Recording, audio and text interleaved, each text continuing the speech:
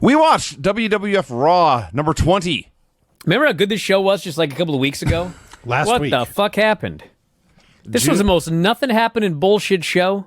June 7th, 1993. Maybe excited for NXT 2.0 tonight. This was the go-home to King of the Ring. Yeah. There's a new ring announcer. I don't think did not recognize him. He says, here's your new Intercontinental Champion, Shawn Michaels. And it was 1993, so this actually was news to the fans. There had been a title change. They go crazy. Out comes Shawn with his shiny new Intercontinental belt and his shiny new bodyguard. A very tall fella in a tracksuit. They made no mention of Marty Jannetty. They made no mention of... Actually, they did later on. Well, we found out that he won the belt at a house show or whatever. But also, no, Diesel didn't have a name. No. They called him the Great Wall of China. Yes. They called him. And he was just there. The insurance policy and the bodyguard. So painfully uncharismatic. It was astonishing. He was a tall fella. Yeah. We have Scott Hall on this show, and he's just overflowing with charisma. Yeah. And then we got Nash on this show, and Moss would be critiquing this guy being a shitty giant. So Shawn crashes the announcers. They're trying to run down the card. He steals the show, literally, to talk about himself and his new championship and his insurance policy and his bodyguard. And the announcers barely have time when he's done to mention we have Billy Gunn and Rick Steiner versus Fat 2 and IRS in this show. We go to commercial. We come back. There's no graphics. There's no intro. And the announcers are actually dead quiet for a while. And by this point, I was convinced Shawn actually did go into business for himself. It was weird. And crashed the announce desk. Yeah, where to the plug hell out were stuff. they? So... It's a Shawn Michaels squash match. They're talking about Shawn Michaels versus Crush. It was already scheduled to be a King of the Ring match because they had a King of the Ring qualifier that had some mess finish. But now that Shawn's Intercontinental Champion, that will be a title match against Crush at King of the Ring. Shawn hits the top rope elbow. Macho Man in commentary says, gee, I wonder where we got that one. And then Shawn wins. You retired, brother. Shawn wins with a pile driver. Yeah, this match was all right. I mean... There was nothing to write home about. There was nothing exceptional. If you like to see Shawn Michaels doing squash matches, it was fine. And this jobber was miles beyond...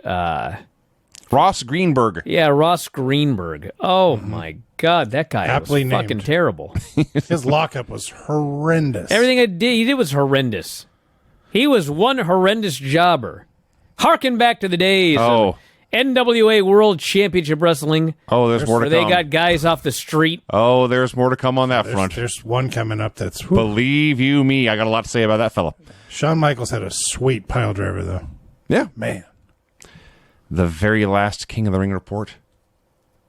Gene says this will be the first ever King of the Ring, which is not true. What in the fuck was he talking about? It's the first pay-per-view, but it goes back to 1985 off and on. I looked up the final matches in King of the Rings before this year. Don Morocco defeated the Iron Sheik. That sounds terrible. Harley Race versus Pedro Morales is fascinating because it's like a decade after they were both reigning world champions for years. Randy Savage defeated King Kong Bundy. Ted DiBiase defeated Randy Savage. And in the final pre-pay-per-view King of the Ring, Bret Hart defeated IRS.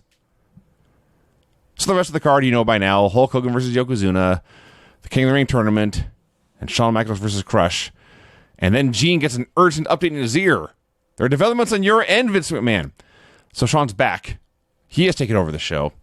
He crashed the announce desk to bitch about how he has to defend this title already. He hasn't even been champion 24 hours.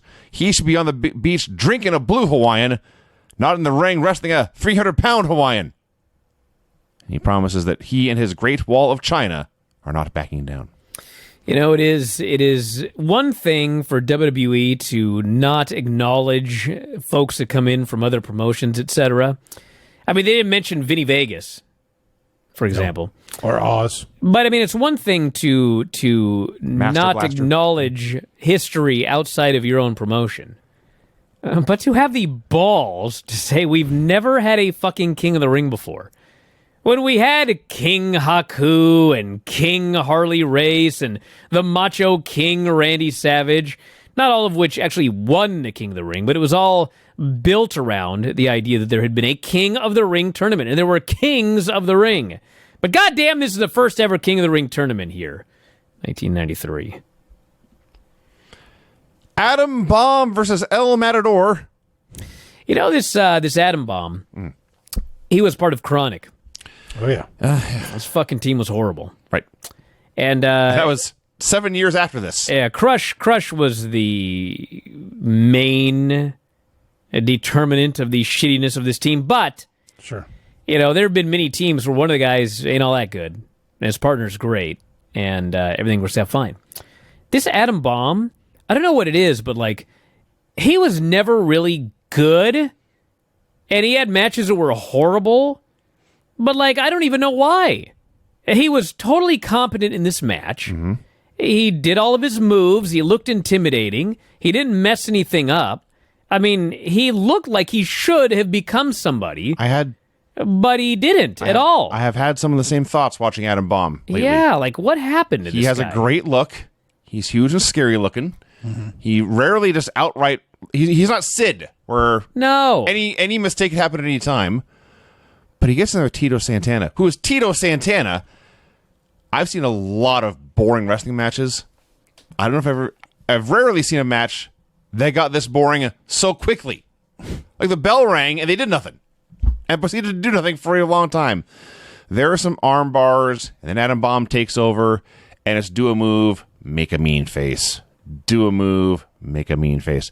They had a 3-minute match stretched out over like 8 minutes. And it's a whole squash, by the way. After that initial flurry of arm bars, once Adam Bomb got the heat, Tito never made a comeback. So Adam Bomb's going to do his finish. And I remember him doing a power bomb. He was in WCW. He did the pump handle into a power slam that got way over.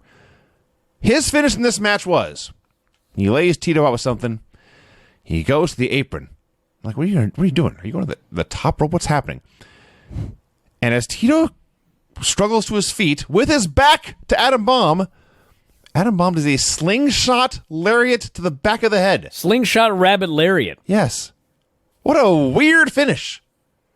It worked. I mean, pinned him. But, I mean, when you're I mean, the biggest guy in the show, but we talk about how you need to have a move that a finish you can do on anyone.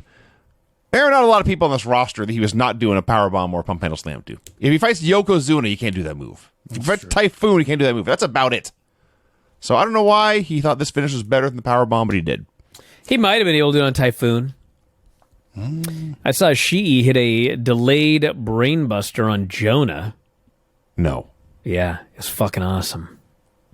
That sounds impossible. It does. But he did it. This match where I noticed that Adam Bomb looks like Kip Winger on the juice. A little bit. Also, why the goggles?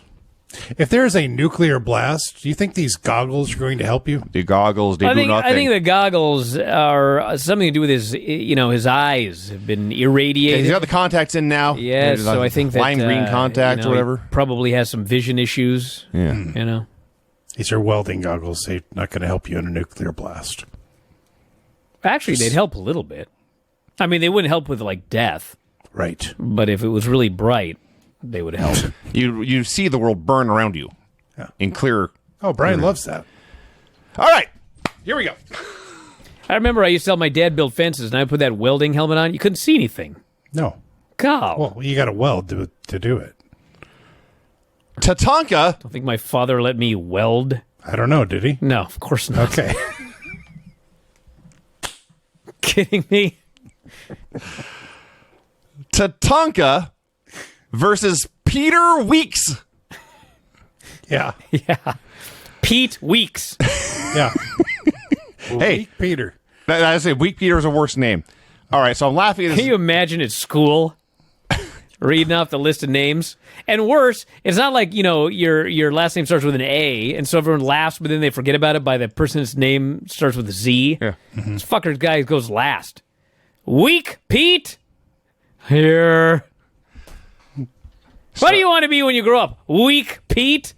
I'm going to be a wrestler for the WWF. Ha ha! I'll laugh. Well, he had the last laugh. Did he? Oh, Actually, no. He had the I had the last He had laugh. the penultimate laugh.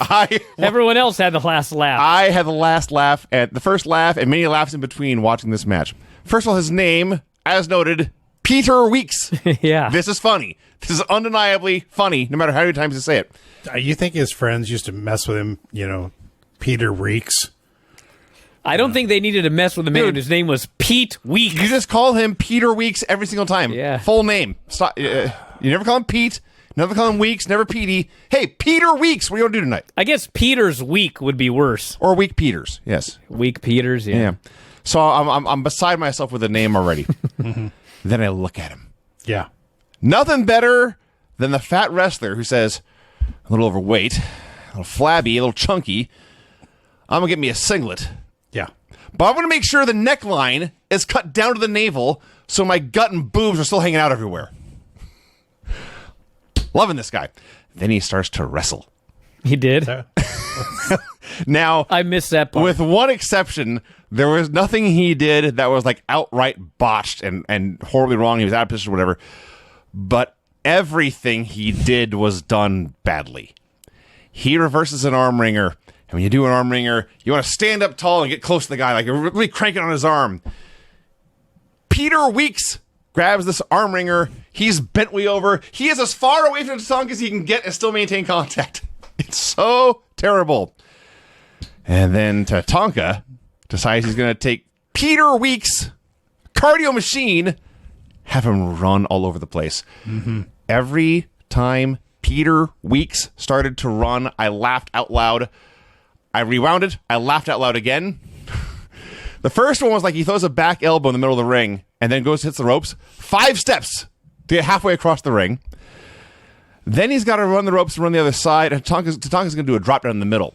So when you're running the ropes, you want to do ideally 2 steps. A lot of guys do 3, especially in this giant WWF ring. And then when a guy is doing a drop down anyway, you got to jump over him. So you're going to inherently take fewer steps. Unless you're Peter Weeks, in which case Tatanka drops down in front of you and you take 9 steps to get across the ring. Oh, just howling with laughter every time. There was one time where Tatanka whipped him in to give him a backdrop. I'm almost positive Peter Weeks skipped at one point, was skipping across the ring. So Tatanka's chopping him. The camera's behind Peter Weeks, looking over his shoulder. We can still see his boobs. He can't feed the war dance comeback correctly. Even Vince McMahon starts to laugh at one point. It's just so bad. Tatanka whips him in for a big chop at the end, and Peter Weeks hits the ropes. As God is my witness, he almost got stuck. He hits the ropes, and he just stays there. And he starts to run back. Tatanka did hit like a body slam and a backdrop in this match. He was not doing the Samoan drop to this dude. He goes up to the top rope, hits a top rope chop. Peter Weeks did not take a bump. He bumped several times in this match. This one, he just melted like a snowman in the sun. And Tatanka pinned him. This match went 3 minutes. It took me almost 20 minutes to get through because I kept rewinding and laughing over and over and over again. And sounds to me like this guy should have been Peter Geeks. Peter Weeks is funnier than Peter Geeks. I don't know. You cannot make Peter Weeks any funnier than it is. I don't know. All I know is I haven't done this in a few years. But it felt good to do it again. Peter Weeks, you are this week's worst wrestler of all time of the week. Wow. Poor Peter Weeks. Oh, I laughed so hard. Non-stop, bell to bell, and before and after. Best comedy I had all day. It was funny because the guy didn't mind taking a bump. I mean, they looked horrible, but Right. Tatanka would chop him and then chop him again, and he would take a bump. Yeah. And most guys like that won't take bumps. So Right. this guy was taking Well, bumps you on see, the he sucked. outside. Until the end. He wanted to do this, but he was no good at it. So he tried. I don't know why. Should have known better. Oh, God. They use this. What, he thought he might get hired again? Usually when the promoter is laughing at you on commentary, a bad sign for your career outlook. And then they plug Tatanka versus Mr. Hughes on Mania on Saturday morning, the day before King of the Ring. So, not that has anything to do with anything. Jerry Lawler is here to host King's Court. He buries the announcers. He buries New York. Says Yokozuna will be with him in a moment. You know how they always take the heel and dress him in pink? Mm-hmm. They made the whole set pink. It was Marble columns were pink. Yes. Jerry's tights were pink. His cape was pink. Everything was pink. It was Brother Love as the king. Yes. So, Lawler's still running his mouth. Whoever wins King of the Ring will only be an imposter because he is the true king of the WWF. He wants to talk about the main event of Hulk Hogan versus Yokozuna. And he brings out Yokozuna and Mr. Fuji. And he, meaning Jerry Lawler, just won't shut up. They're just standing there. And he is running them, or not running them down, he's running down Hogan and the whole show and the fans and what Yokozuna going to do to him. This goes on forever and ever. Hogan's making movies. He's going to play Frankenstein and won't need makeup. Ha ha ha. He's just doing his own thing. And finally, Mr. Fuji, of all people, has to reach over and grab the mic and talk about Yokozuna's diet. He's going to eat 550 pounds. He's eating 15 to 20 meals a day of meat, chicken, and fish. And he can't wait, Fuji says. He cannot wait to see Hulk Hogan take this kamikaze bomb. His mouth will be foaming. His ribs will be cracking. And Lawler asks for one comment from Yokozuna, and Yokozuna vows, Hogan, you will go down. It was there. He did. I don't know if I'd say this is a very effective go-home segment for this particular match, but... That was not on Jerry Lawler's agenda. No, that's his agenda was to get himself over. The announcers debated all this for a while. Main event, the kind of an incredible partners match. Rick Steiner and Billy Gunn versus IRS and Fatu. The Smoking Guns here are identified as cousins, not brothers. I don't know if that changed or not, but Scott. Maybe they're both. Easy, fella. I did love Scott Steiner showing solidarity with the Cowboys by tucking his jeans into his cowboy boots at ringside. Yeah. So you know how we talk about how Billy Gunn's always deceptively big? Yeah. And he's way bigger in 2022 than he was in 1993. Oh, yeah. But they show this guy, he's a big cowboy. You think that's a big-sized dude. And then they put him next to Rick Steiner. And even much smaller than he is now, he's just towering over Rick. He's just dwarfing him. I just couldn't help but notice that the head shrinkers are out there, and they're being paid off by the $1 Million Man, and they don't understand money. No. They're savages, Brian. Come on now. Yeah, they are primitives. We don't know how they got to New York like this. If every time someone gives them money, they try to eat it. You're right. They devoted like 8 minutes of this match to the Samoan head shrinkers. How are they compensated for this job? I don't know. Raw meat? Chickens. Yes. Stupid. 1993. Yeah. God. Yeah, this went on forever. I don't even think the natives were this racist in like the 1933 King Kong. I had to think. I haven't seen that in a while. But your point stands. 1993, and these guys are savages that don't understand what money is. And their leader doesn't either. No, none of them do. Their The manager. the guy in charge. No idea. How the fuck do they get to the building? Don't know. I mean, Traveling around the country in to do order to this job. travel, you have to have a car. Yeah. In order to have a car, you have to buy gas, but they don't know what money is.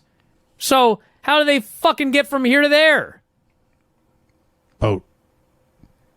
Well, I mean, you got to buy a boat, but they don't know what money it is. Steal it. Even the Flintstones were like, well, we use clams. These guys don't understand the concept of, I give you something and then you give me a service. Even beyond not knowing that, maybe you don't understand the concept of paper cash. Someone hands you something, you know what it is, just put it in your mouth? This is Are they two? Wait a second. 1993. We're overthinking this. I think they bludgeoned people to get where they needed to go. You know, and by the way, as somebody noted here during the Tatanka match, Vince was very careful to never use the term Indian. He kept saying Native American. It's true. So, like, there was apparently part of him that was like, I need to use the politically correct term for this guy here. But, you know, for these savages, you know, they don't understand what money is. And So that all happened. In the interim, there was also a tag team match going on. And I guess. in a vacuum, it probably felt like every other forgettable 1993 Raw, tag team match on Raw. After watching Peter Weeks, this is the best tag match I ever saw. yeah, this was pretty exciting. It was not as good as a contemporary Raw main event. You get But heat on Rick and gets a hot tag. Excuse me, who did they get the heat on? You get heat on Rick Steiner, yes. Out of all people, they got the heat on Rick Steiner. Are you kidding yeah. me? The scariest guy, yes. Rick Breaker. He gets the hot tag to Billy Gunn, and Billy's making his comeback, and it's not the best comeback I ever saw, but he knows what to do. He's in the right spot for everything. It's all fun and fine and dandy. And then he goes to knock DiBiase off the apron. So he turns his back, and IRS hits him with a rabbit lariat and pins him. Yeah. So first of all, second rabbit lariat finish on a 1-hour show. Yeah. Second of all, At least it wasn't a small package. the Guns just showed up. They are the new babyface team in the scene, and they do a clean job, and I believe their second match on Raw. Yeah, well, someone had to do a job, Vinny. I guess so. Maybe they'll win at the pay-per-view. So that's that. Next week on Raw, Marty Jannetty versus Doink, which sounds awesome. And Mr. Perfect and Jerry Lawler both in action. Well, that is the post King of the Ring episode, so I do believe that next week we need to watch the King of the Ring.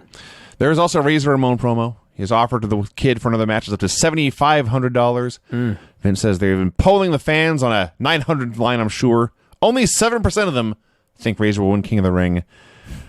I thought Razor had a great line here where he says, this King of the Ring show, it's at the Nutter Center, right? That's a perfect name because Bret Hart's going to be a nutter loser, a nutter has-been, a nutter grease spot of the mat. And then Raw ended.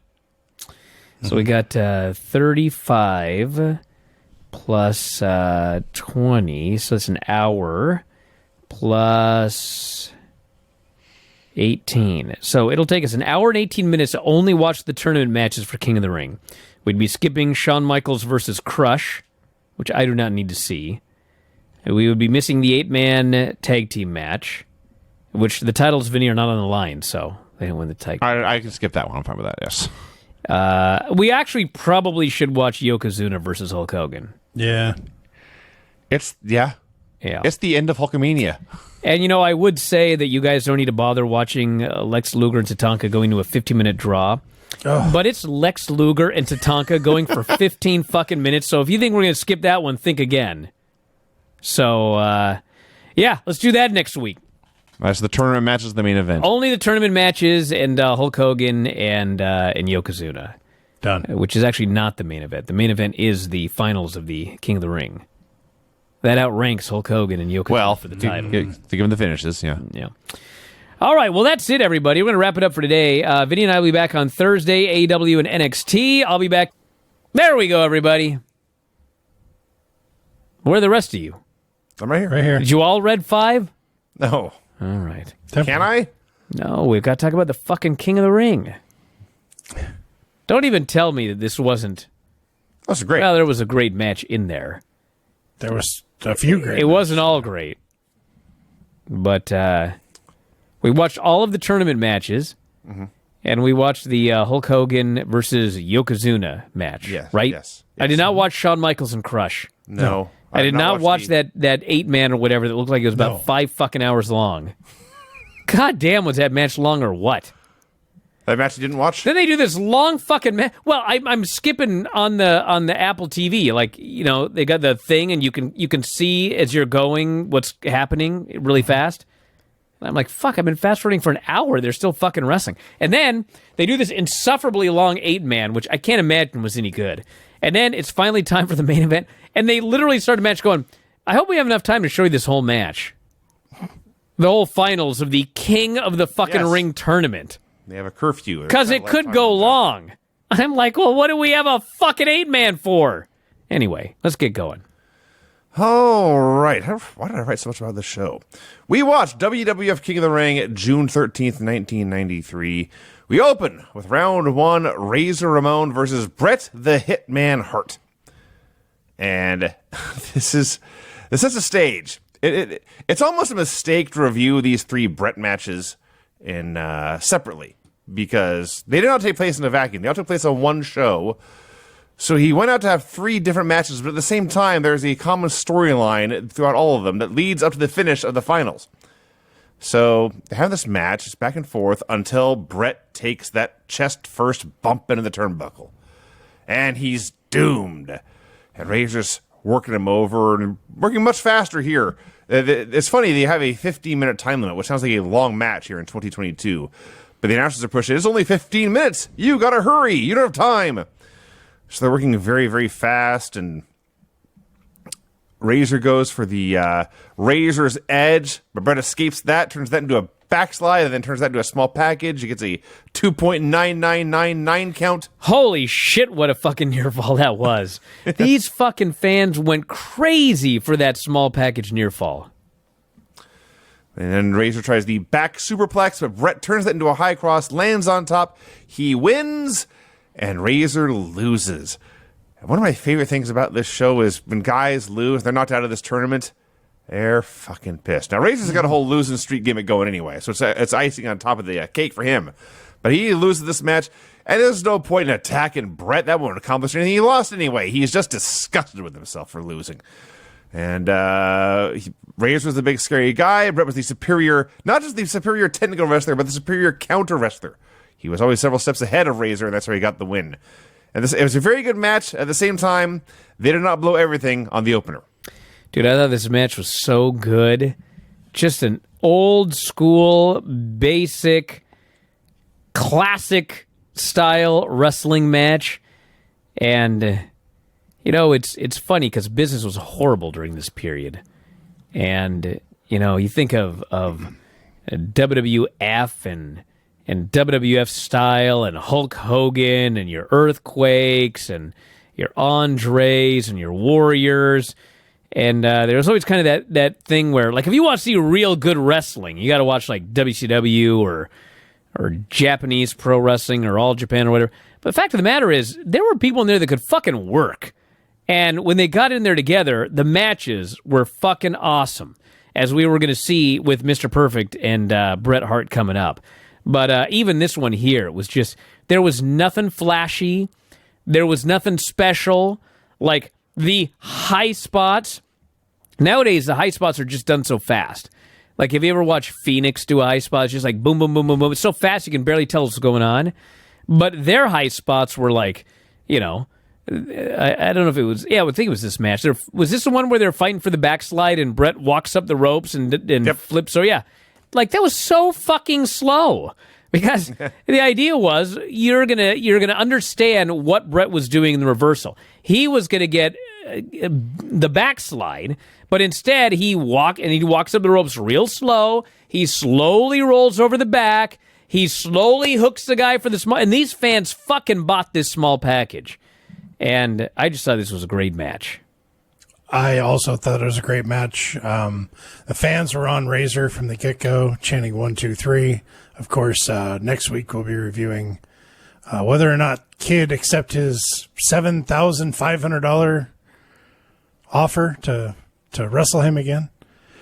Brett was the awesome technical wrestler. Razor was the through strikes and power moves, and I had an epiphany.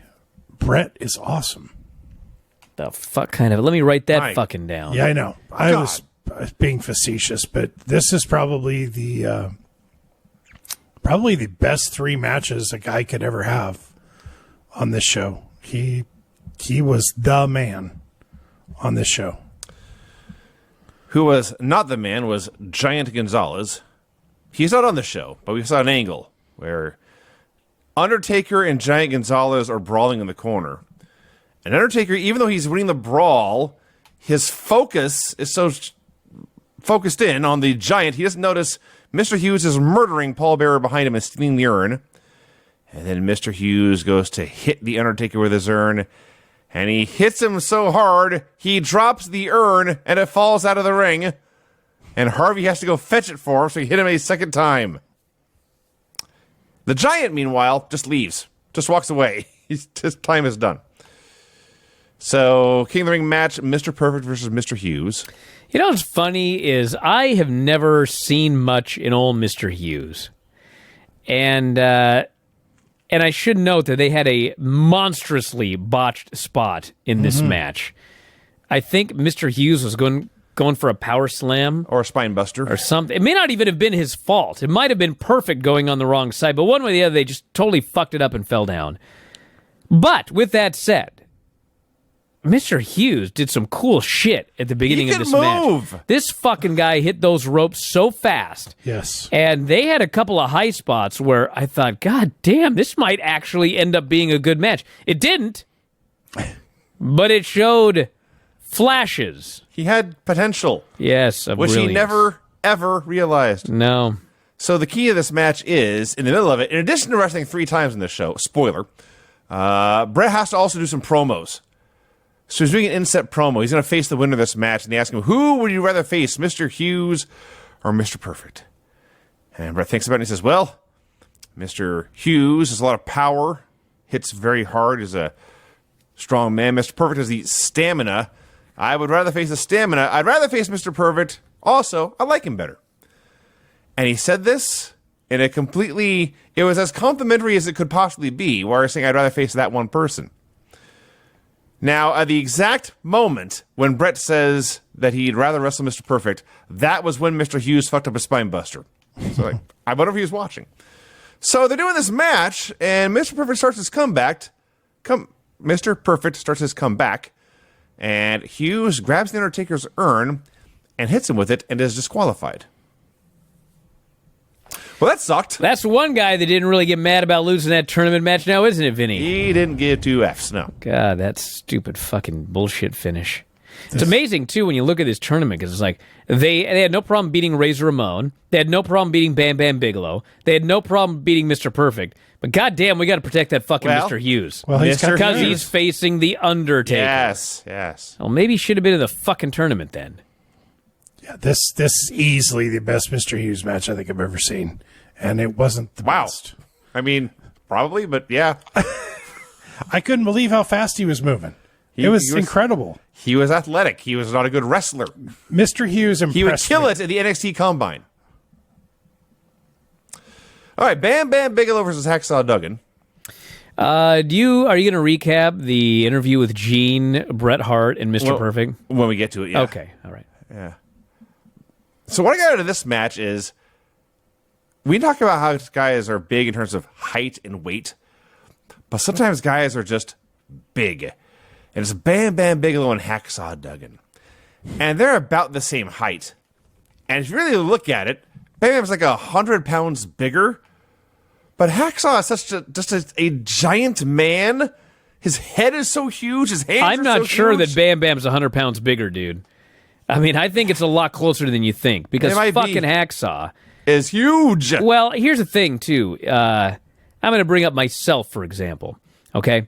I am about 138 pounds, and I look heavier, okay? But I'm not. And it's because I have very small bones. My wrist is like, 6.25 inches or something like that. I got very, very small bones. Hacksaw fucking Jim motherfucking Duggan. This guy does not have small bones, okay? No. This fucking guy's probably got like a 9-inch wrist. I mean, he is a big, what's the term they use? Raw-boned, ham-fisted, big motherfucker. I mean, he's probably only like 50 pounds less than Bam Bam Bigelow. He's a big, giant hoss of a man. Yes, he is. And they had a hoss fight, and it was only about 6 minutes. It was much better than I expected. I was not expecting much, but it over-delivered. It overachieved. Because Hacksaw, here's the thing with Hacksaw. He's not very, he's like, I don't want to say he's not good, okay? Because he's great at being Hacksaw Jim Duggan. And that's the key. Like, he's not going to do anything crazy. His stuff doesn't look all that great. But few men in the history of this business have ever connected with the fans the way that Hacksaw Jim Duggan has. And he can sell, and he can connect. Yes. And that's all he fucking needs. And so these people get into this guy's matches, and he doesn't have to do a lot of shit. So this was way better than I expected.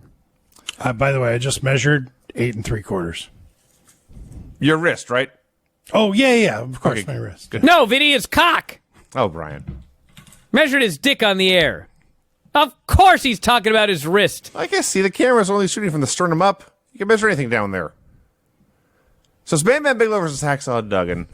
Bam Bam sells a rib injury early. He takes a shot into the turnbuckle and starts selling his ribs. So he can barely move. When he goes to the body slam, he can't get it. But later, when it's time for his comeback, he whips Bam Bam in. He puts his head down for a backdrop. Bam Bam goes to kick him, but it's a fake because Hacksaw Duggan is a genius. And he stands up, and Bam Bam kicks his own leg out of his leg. He goes flying. God, you're as bad as these other shitty commentators. What a fucking genius. He got out of the way of a kick. Yes. That's not a genius. Well, a genius, Brian. That's no shit. A genius. He set the trap. He went Vinny, for back it's not genius. to lure him into No, a kick. it's not genius. The other guy's an idiot. Fair. All There's right, a fine. big difference here. So Bam Bam. I got a brilliant idea. Einstein wouldn't come up with this idea. I'm going to put my head down, and then when he goes to kick it, I'll move. Ah! And E equals MC squared. Are you aware of that? You know what this equation means? That's not fucking genius. Golly. For Hacksaw Duggan standards. Every time these fucking announcers say something like this, you ridicule them, Vinny. You ridicule them. Well, I'm a hypocrite. And now you're doing it. Right. It's funny when I do it. No. So Hacksaw finally hits the massive body slam, and he got this giant Bam Bam Bigelow way high in the air. But he misses his three-point stance, goes crashing into the turnbuckle, and Bam Bam pounces, scurries over the top rope. Yes, scurried, I said. Bam Bam Bigelow hits the diving headbutts and wins. I call this a miracle. I don't know about that, but it was pretty good. It was 6 minutes, dude. It was way better than I thought it would be. It was 6 minutes. It was way better than I thought it would be. Wow. Disrespectful. The narcissist, Lex Luger, versus Tatanka. Can't believe I watched this. This match had a very good start and a very good last, 3 minutes. No, it didn't. The last, the 4 hours in the middle. Bro, listen. First off, when I saw that this went to a 15-minute draw, I was aghast. I was like, Lex, the narcissist, he's going to go 15 minutes? Was it Tatanka? But anyway, so then I start watching it, and as I'm watching it, the first couple of minutes aren't bad. And then I start thinking, if this were like a normal WWE pay-per-view match and they were big stars, they'd probably go 14 to 17 minutes.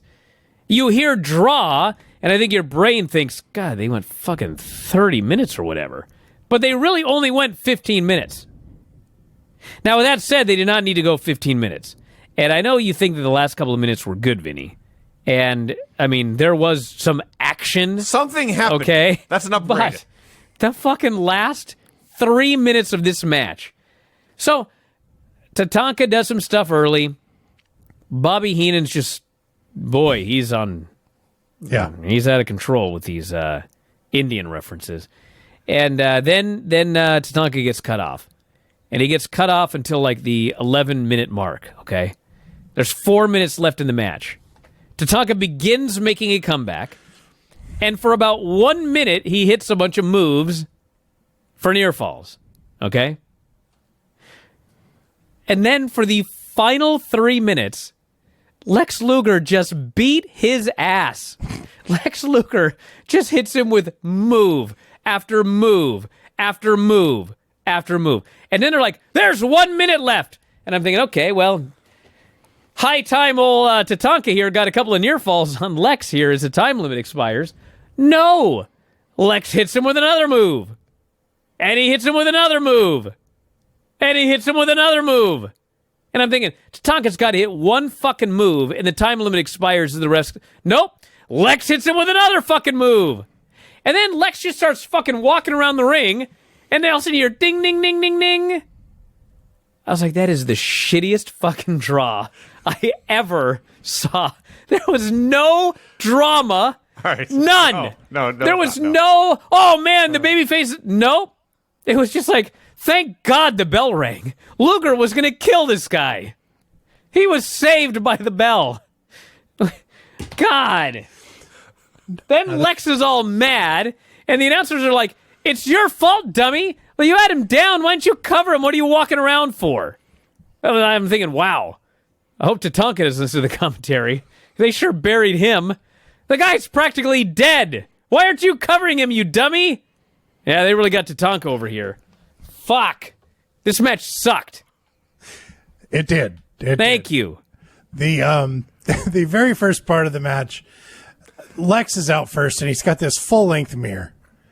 Tatanka's music is playing. Lex notices Tatanka coming down. Tatanka's outside glad handing kids, and he's doing his war dance.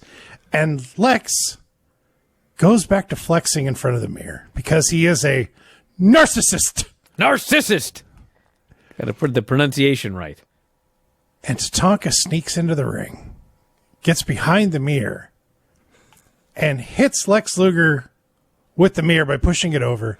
And Lex has the audacity to look surprised.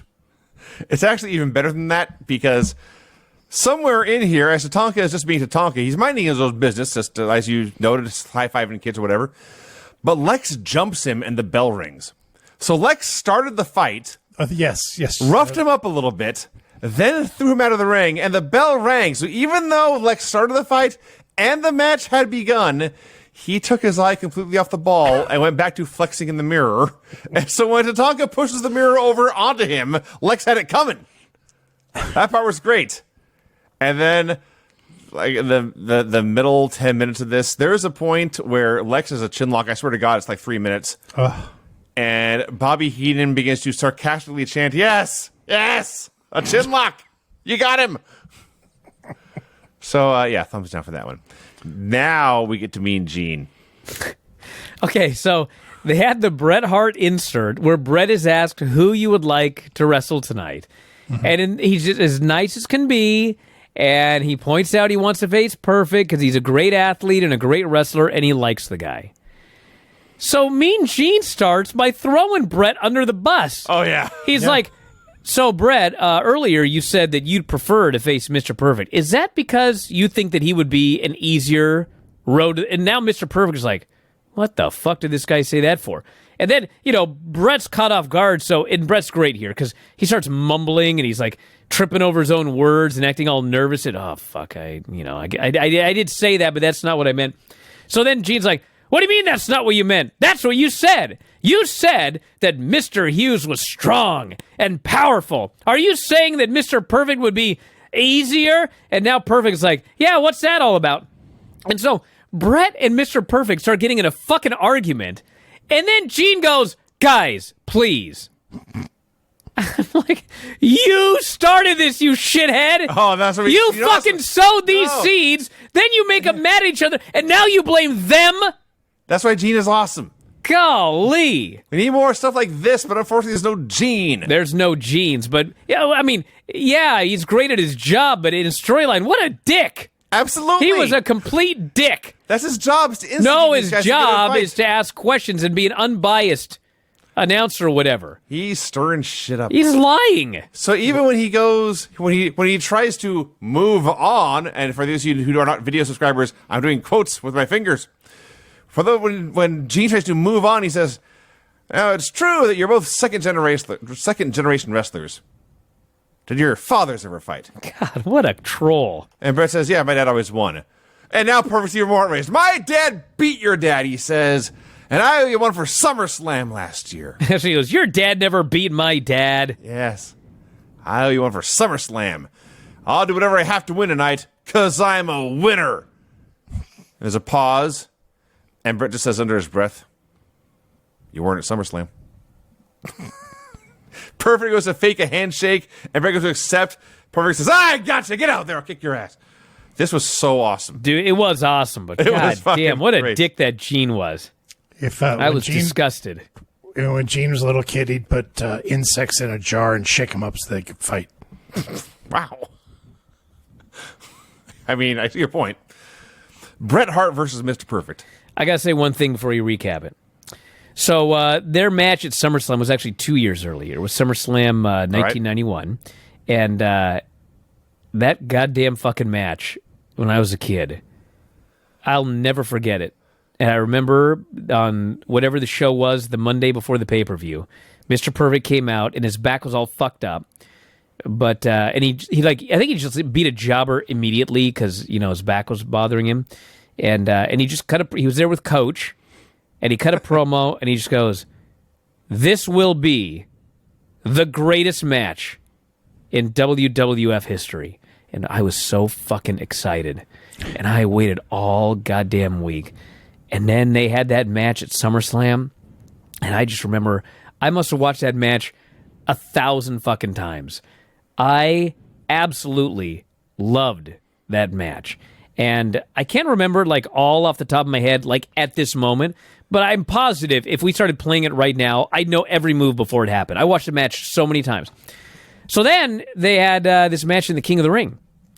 And for 29 years now, I guess it would be, I've thought, you know what? This match was not nearly as good as their 1991 SummerSlam match. That's my memory of this match. And so I started watching it, and it's fucking awesome. And I was watching this match thinking, why in the fuck do I not remember this match like I remember the 1991 summer? Because I know I must have watched this show 1,000 times. I remember the Yokozuna thing vividly. And so about 2/3 of the way into the match, I'm thinking, they must have some bullshit finish. There must have been something that happened that fucking soured me on this match, which is why I don't remember it as being like... And by the time this thing was over, I'm flabbergasted. This match was fucking awesome. Absolutely fucking awesome. And now I got to go back and watch that SummerSlam 1991 match, because if it's so much better than this one as I seem to remember, that has to be one of the best matches I ever saw in my life.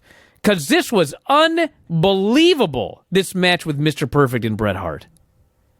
God.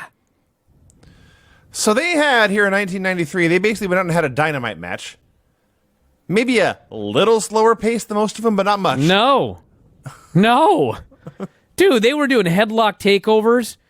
Fucking FTR probably watched this match, and they would have been thrilled to go half that fast on their fucking headlock takeovers. Oh, yeah, there was more... It was There was more music between the notes. Yes, there was a lot of music between the notes. There was some pacing going on, but the actual execution of moves, yes. And also fast. The story, because they're both baby faces, and they set it up with the interview with Gene, but in the match, Mr. Perfect was going to play heel.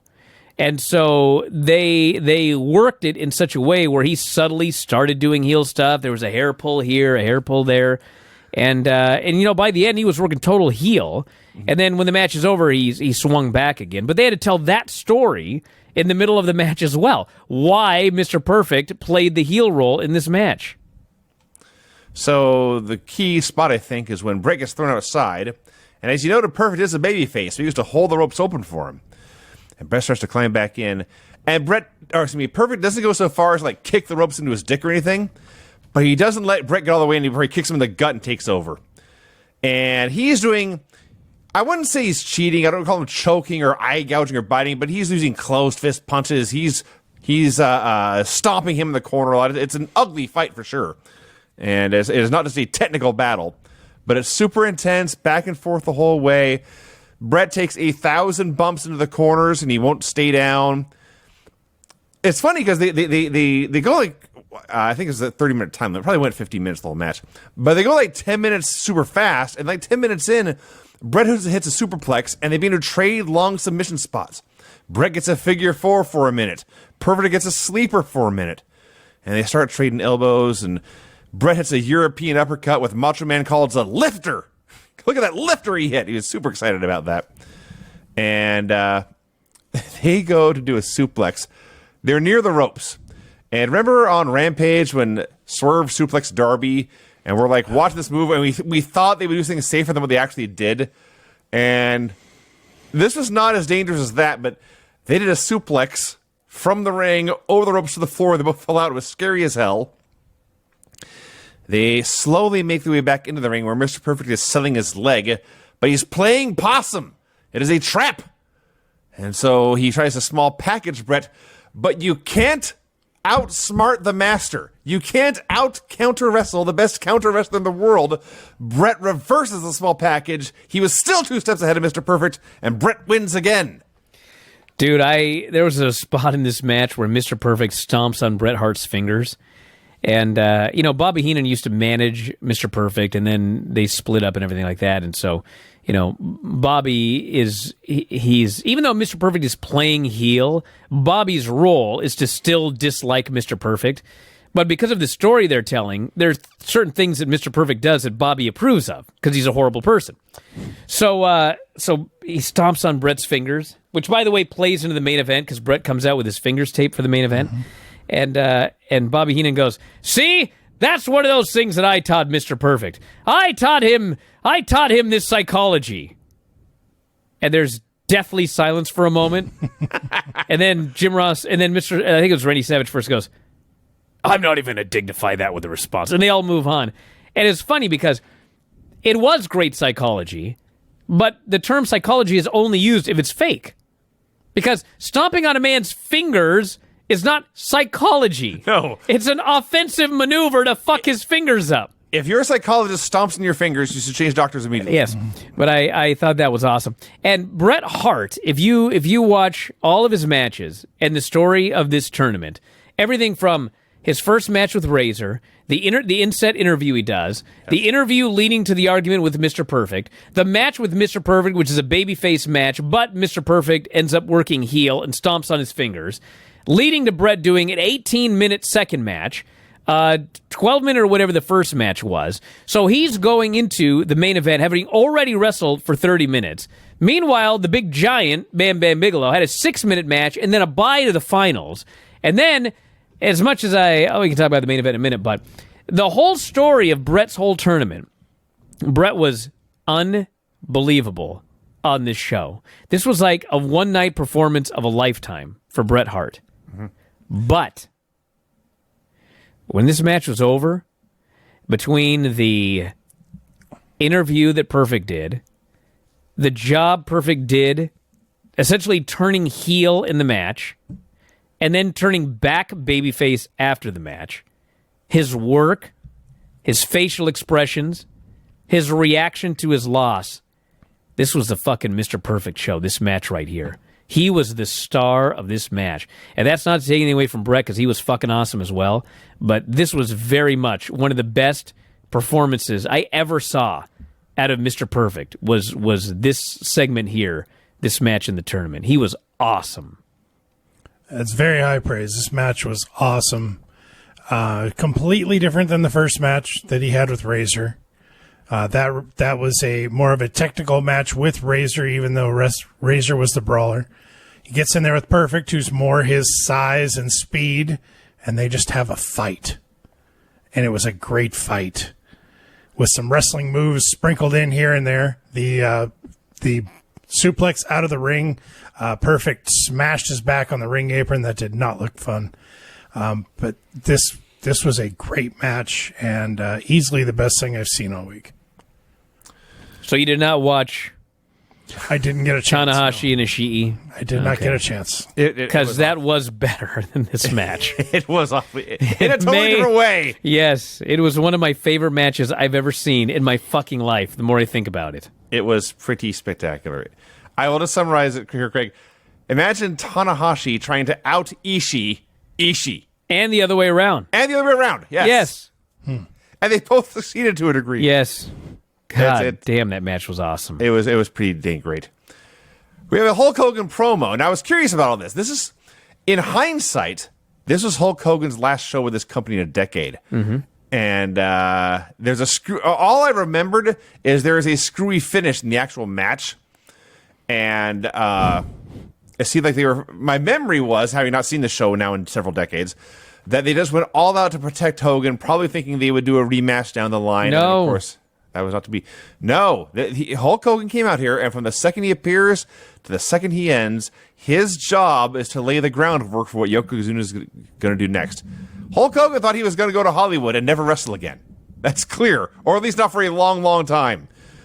He does this promo, and it's a Hulk Hogan promo, and there's lines about the Pythons and the Hulkamaniacs and all this, but really, what he's really talking about is America. And yes, he does note that here in Ohio, he is safe from Pearl Harbor sneak attacks and all this, but it's about the red. There's white, and no blue. water nearby, he says. Yeah. There's no water nearby. That's what he said. Listen, he's not a teacher. He's not a geography. No, his point was there's no water for our base to be attacked by Japanese ships in fucking... Yeah. So he moves on. It's the red, white, and blue. It's the heartland of the USA here in Ohio. Yokozuna, what you gonna do when America and the largest guns in the world destroy you? So because of the match, it's Hulk Hogan versus Yokozuna. And again, Hogan by this point obviously knows this is going to be his last match for a long, long time. And I don't know if he knew he'd be gone for a decade, but he knows. And he comes out, and for about 15 seconds, you can just kind of see him taking it all in. But at the same time, it's also set up, he's standing next to the video wall. And so they got a shot where Hogan is eyeballing Yokozuna in the ring, and Yokozuna's eyeballing back at him. But they put Yoko on the video wall, so the viewers at home, it's like they're going face to face. And then they start doing this match, and it's not like any other Hulkster match, because Hulk would always get in there, like Nikolai Volkov would start to sing, and Hogan would jump him from behind, and Iron Sheik would be waving the Iranian flag, and Sheik could kick his ass, or Hogan kick his ass.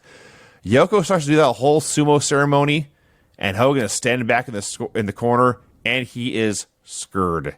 This is a different big guy that he's ever fought before.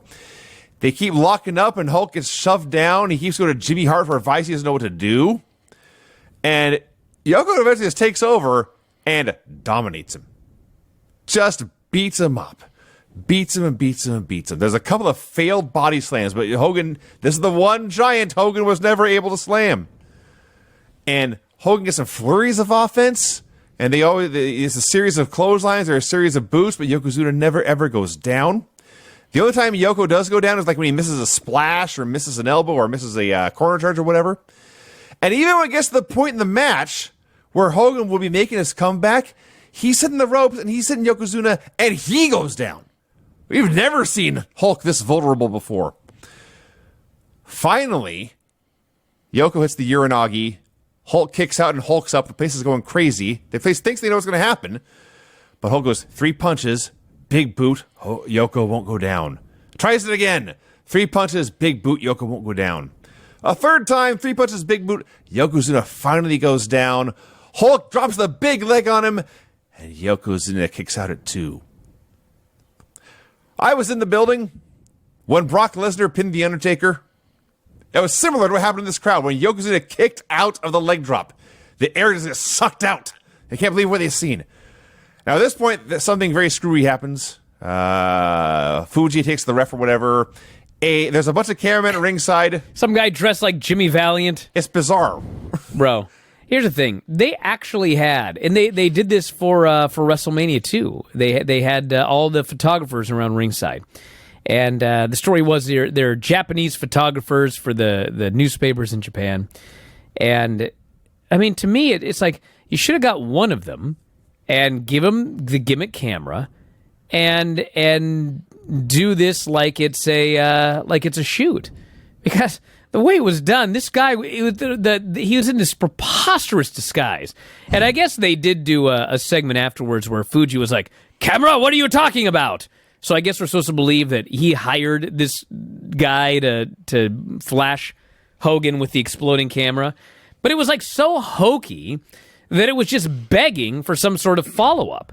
And we never got a follow-up. No. It was just like, it happened. 30 years later, in storyline, we don't know who this cameraman was or why he did it. Like Fuji had the one line about, "Camera, what are you talking about?" But like, they go backstage after the match, and there's Jack Tunney, and I'm waiting for Jack Tunney always had some fucking ruling about something. And all he goes is, "Just want to congratulate Mr. Fuji and Yokozuna on winning the championship."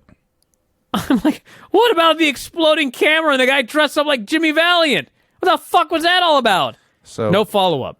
Yeah. So if you don't know what Brian's talking about, a cameraman in a terrible disguise climbed on the apron. Hogan approached him. The camera shot a fireball into Hogan's face like Jericho and Eddie Kingston.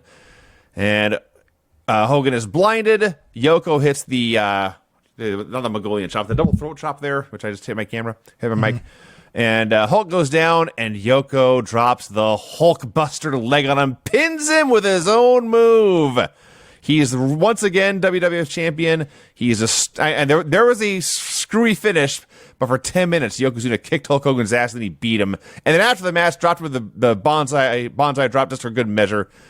There was nothing that Hulk Hogan could have done here more to put Yokozuna over on his way out. Well, not getting flashed by an exploding camera. How is that? Now, I don't know who this cameraman was, but he was either Cheech from Cheech and Chong or it was Inspector Clouseau. I'm not sure exactly. This disguise was ridiculous. I don't know how. I can't believe they didn't do anything to follow this up. There was nothing. No backstory, no investigation, nothing. Now, I know Hulk Hogan left, so why would you do that? But nothing? You know, by the way, speaking of follow-ups, that have nothing to do with his match whatsoever. In that Luger match with Tatanka, so the match ends and it's a draw, and neither man are going up further in the King of the Ring.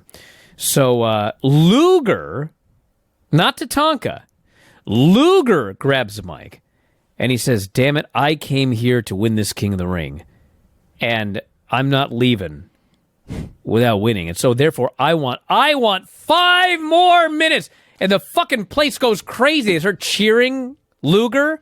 And then, of course, he whacks him with the form and everything like that.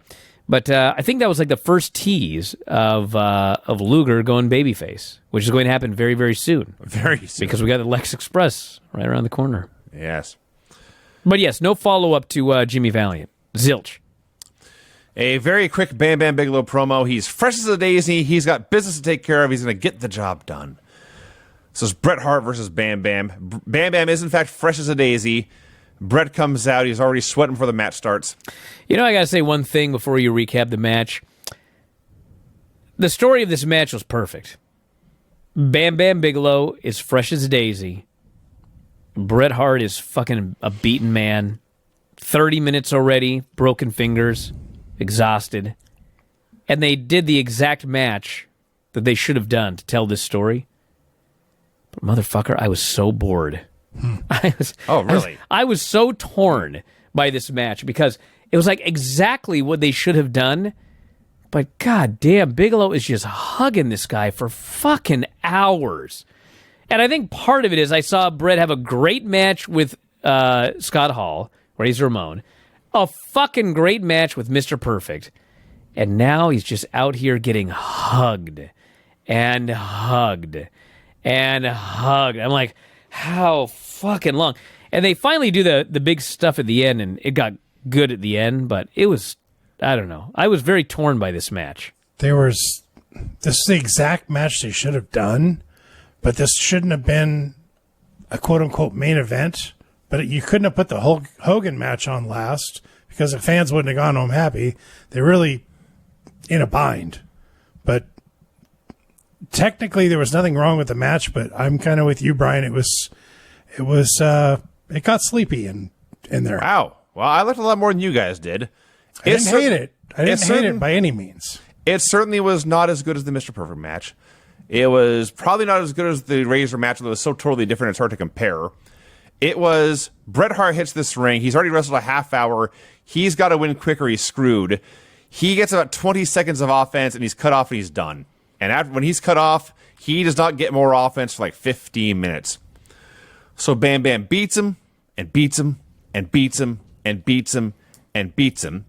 Throws him outside. Luna runs down, hits him with a chair, hits Bret with a chair, throws him into the ring, and Bam Bam hits his top rope headbutt, and the ref counts 3. Bam Bam Bigelow is the king of the ring. No. I was caught off guard too. I was like, what the fuck happened? Is this a Mandela effect where Bam Bam was king of the ring and Bret wins it the next night or something? But no. What happens is a second referee runs down. He says, no, there was a chair shot. This can't be the finish. We're going to restart the match. That takes a minute or two to get sorted out. And then once the bell rings, they restart it. I thought then Bret was going to make his comeback right then. But no, we go right back where we were. Bam Bam beats him. And the thing with the deal was, first Howard Finkel goes, the referee has reversed the decision. And everybody goes crazy. And then Hebner's like, you stupid fucker, that's not what I said. Restart the match. And Howard Finkel has to go, what did he say? I've been corrected. I've been corrected. This match must continue. And Randy Savage is like, the biggest mistake of Howard Finkel's career. And you know, Vince was just fucking fuming in the back for Howard fucking up. And then the announcers are talking, and they're like totally right in the sense that it fucking should have been reversed. Like, why was the match just restarted? You restarted it because he got hit with a chair and then pinned. Well, if you restart it, he still got hit with the chair. So if he gets pinned later, are you going to restart the fucking match again? So I understand they wanted to do like the swerve or whatever, but I did not like it at all. I thought it was stupid. So the key is judging this match in a vacuum. If you have not seen this show, never watched it before, and you only watch the main event, they'll probably agree with you, Brian. You have to watch it all in a row, and don't think of it as a match in a vacuum. Think of it as the third fall in a gauntlet match, because Brett's running a gauntlet, and it's the finish to one long match that's taken all night. So Bam Bam does not look the same size as Bret Hart. He's way bigger and stronger. And he just whipping him. Bret took 1,000 turnbuckle bumps in this match. Front bumps, back bumps. He's running these turnbuckles over and over and over again. And every time he just is killed. Finally, on the 10,001st turnbuckle bump, he's whipped in, goes in back first, and hits hard. But then Bam Bam charges, and Bret gets his boot up, jumps up, hits a victory roll, and he gets the pin. He's the king of the ring. I mentioned this like a month ago. I forget what we were watching. But Bret had a match, and I can't say that I have never seen a bad Bret Hart match. They're very rare, but they exist. But I have never seen a stupid Bret Hart match. No, that's absolutely true. And Bret Hart set the stage for this finish against Razor. When he started getting whipped in the turnbuckle, his adventures in the turnbuckle started then and lasted for 3 hours until this very last spot. It was beautiful. I thought this match was very, very good. If I will concede, the worst of the three. Oh, of course it was, yes. And at the end, Bret is just laying on the mat, face up. His mouth is agape. He's breathing hard. He's sweating like crazy. This man has beaten the world. Yeah. And they get in there and they scurry him off to the platform for this post-match deal. Their pay-per-view time's about to run out. He's got to go. He's got to go out there. So they take him out of the ring. They take him over to the interview stage, whatever. There's a throne. There's a scepter. There's a robe and a crown. He's all too happy to put all this stuff on. But then when it's his time to finally speak as king of the WWF, Jerry Lawler interrupts. He's the only king of wrestling. He's doing his king shtick. And it's funny because, like, Bret's also doing a king shtick, and he's watching this other guy who thinks he's the fake king. And the look on Bret's face is just like, look at this fucking dork in a king outfit. As he's in a king outfit. Yes. Bret's amazing. So Lawler says, I'm in a good mood. I'll let you be a prince of the WWF if you kiss my royal feet. And Bret says, if you're the king, if you're so big on being the king, why were you in this tournament? You don't have the guts to be in there. If you're a king of anything, you're just the Burger King. And he's leading the crowd in Burger King chants, and Macho Man is on commentary, Burger King, Burger King. And Lawler is outraged and hits him with a scepter and beats him up and lays him out and rubs his feet in Bret's mouth. So Bret had to finally kiss his feet. And there you go. There's your next feud for Bret as they keep him busy for a while. So that show was awesome. I really like the parts we watched. I don't feel a need to go back and watch Shawn versus Crush. No, we missed a couple of matches, so it's hard to judge the show as a whole. But, I mean, even if those matches have been horrible, I mean, this was still a really, really good show. Lots of great wrestling, good psychology, a fun tournament. Like, even the match you didn't expect to be all that, well, that Luger match was no good. But Luger match was no good. Even the Bigelow Hacksaw was better than you would think. All of Bret's matches were good. Even Hogan and Yokozuna. I mean, it was a good match. It wasn't like a great match. But it was good. It was a good match. It was not the best match in the show, but it was very good. Yeah. So anyway, that was the King of the Ring. We watched WWF Raw, number 21, June 14th, 1993. You see Yokozuna winning the belt of King of the Ring. And after the show, Gene interviews Yokozuna and Mr. Fuji. Fuji announces he wants to celebrate this championship win in America on July 4th. And Gene tries to explain this is a big holiday. It's the birthday of America. And then it occurs to him that's Fuji's point. Fuji says they want to celebrate at a historical landmark.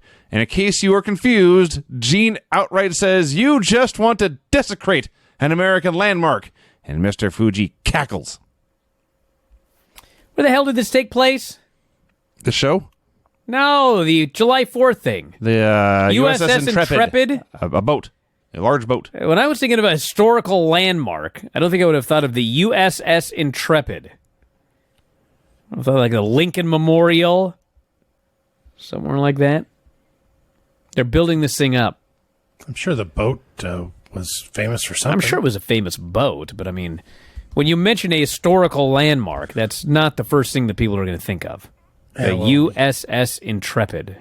You can't get a permit to have a wrestling match in front of the White House. Well, you'd have to go in front of the White House, but I mean, there's many historical monuments in this great nation.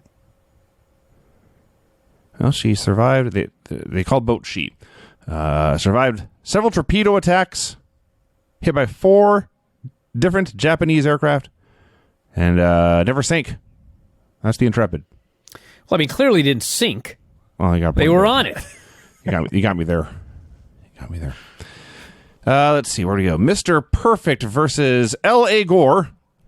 My favorite fucking jobber. He's a pretty great jobber. L.A. Gore. He's an awfully great jobber. Bobby Heenan talks the entire match, and it's only talking about the main event at King of the Ring. Not even the main event, the title change. Dude, this whole fucking show, no one paid any attention to the matches. All they did was talk about angles. Whether it was the outcome of King of the Ring or future matches, that's all they talked about on this entire show. It's like the matches didn't even matter. Which they didn't, by the way. That's true. Including this match with L.A. Gore. This fucking guy, this L.A. Gore. Like, I need to get a jobber on this show. Yeah. You've got one. I'm right here. No, you idiot. A jobber that used to work for WWE. Oh, that I never did. Buddy, for example, although he was just, Buddy Wayne. But like these fuckers like L.A. Gore. Who are out there week after week. It's like, did you know, were you aware that you were a jobber and you had no hope, and so you came up with a name like L.A. Gore because you were a jobber that was going to get killed?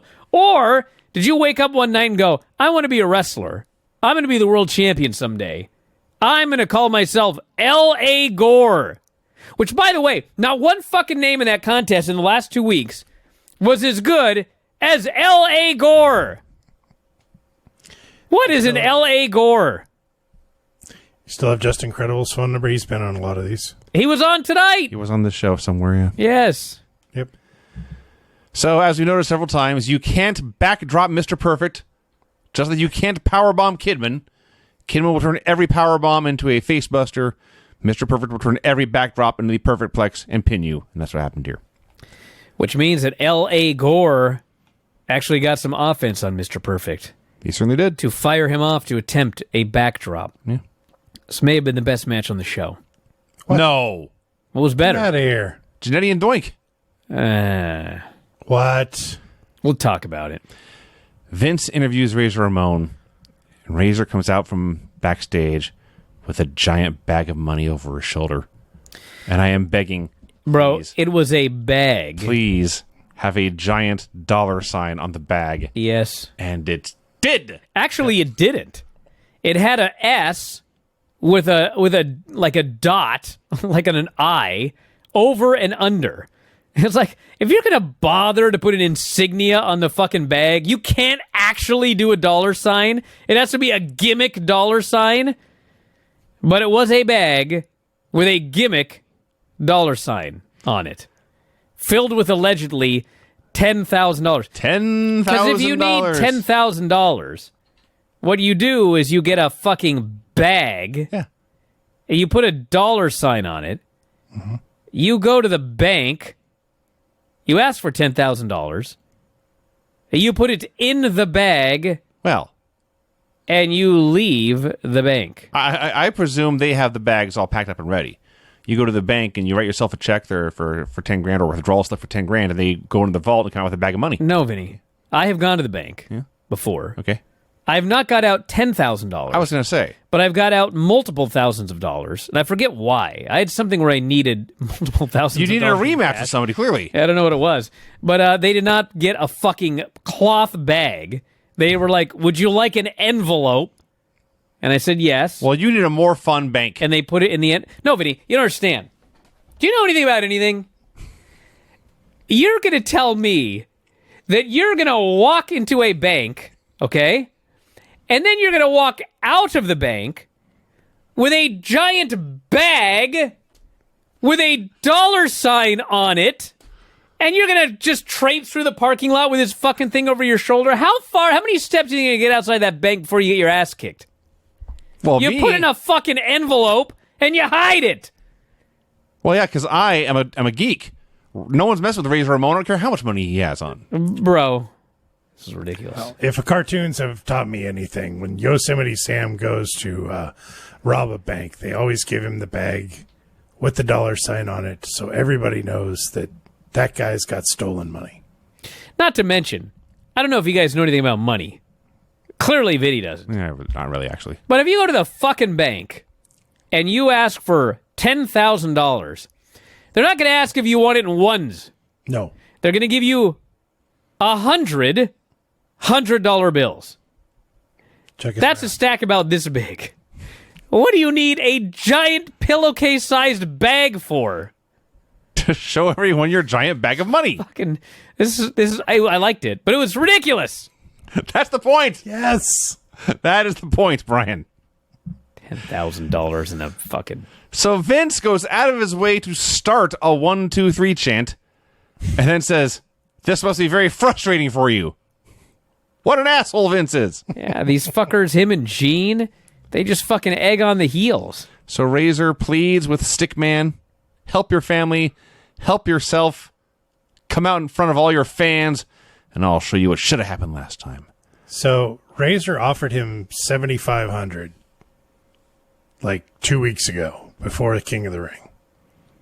And then he tacks on another 25, and that's enough to get him out of the house. Yes. Yeah.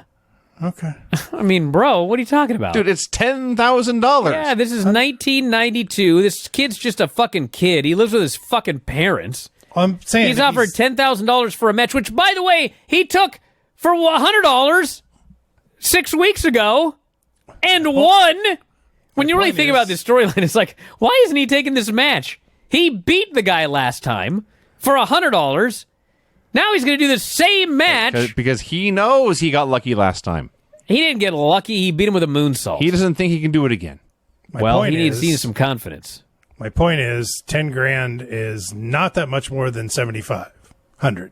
So, but it's enough, Craig. If you can bench 300 pounds, okay, sure. for one rep, and I go, I'm gonna put 320 on this fucking bar. It's only 20 pounds more. That thing would fall on your neck and you'd die, because one little bit can be enough. Can be a tipping point. And for this fucking skinny kid, that extra $2,500 was enough. Which, by the way, they call him. Oh, They call him on the phone. he's so awesome. He's the fucking greatest dude. He's the best. They call him and he answers the phone, and Vince goes, "We've heard reports that you're in, we actually don't know. It's either Osaka or Tokyo. Where are you?" Because he's on a tour of Japan. And literally, that's the storyline. He beat Razor Ramon, and now, in his words, promoters all over are calling me for bookings. So he's in Japan, wrestling off the fame of beating Razor Ramon. And Vince goes, he asked him about the King of the Ring, and what do they say in Japan about Yokozuna winning the title? And it's kind of funny, because first, kid goes, Yokozuna won the title? And Vince goes, yeah, he's a champion. And then kid changes the story. He's like, yeah, all the magazines here, they're all talking about it. They got pictures of him all over the magazines. And so then Vince is asking him about it. He's like, well, you wouldn't have seen this, kid, but Razor Ramon offered you $10,000 for a match next week. And kid goes, excuse me, $10,000? Vince goes, yeah, you gonna take it or what? And then the kid's just like, God damn, fuck. I mean, I'm probably gonna get hurt, but man, I just can't turn down $10,000. I'll do it. And Vince is all excited, and Bobby goes, I'm going to go tell Razor. Kid was so believable. He was so good on this fucking phone call. And it was actually what we talked about on Dynamite last week. It's not easy to cut like a good emotive promo on the phone. because it's the phone. It sounds like shit. But man, Eddie Kingston did it. And Jericho was shivering in his Rampage. He was shivering in his boots after that one. And here's 1-2-3 Kid accepting this challenge over the phone. And bro, he blew me away. He's so great. Well, before that, we plug the King of the Ring replay as Vince McMahon shouts at me, "Witness the tragedy as a great American hero succumbs to the overpowering presence of the 550-pound Japanese behemoth." A behemoth. Behemoth. Even bigger than a behemoth. Now, what was the deal? Like, as I remember, they did the pay-per-view, and then, like, the following Tuesday, like 2 days later, they did a replay. But for whatever reason, they said specifically it replays again the following Tuesday. So a week and 2 days. No, maybe there's a boxing match on Saturday that took precedence or something. Then we get Doink versus Marty Jannetty. I don't know what match you watched, dude. This was awesome. Yes, it was very good. Listen, it was certainly not bad, but It was better than Mr. Perfect and L.A. Gore. well, I guess. I mean, Yes. I did get bored. No. I'm watching this match, and it's just going on and on and on, and then it's a fucking double count out. Well, that did suck. Yeah, it That sucked. part sucked, but at least they paid it off later. They did a double count out for a reason. They didn't just not have a finish. Yeah, what a you do a double count out. So let's not do a lumberjack match where you can't do a count out. Let's not do a falls count anywhere or no count out or whatever. We'll do best of 3 falls. Well, I'm not So going they could get counted out 3 times. I won't tell you what makes sense, because it doesn't.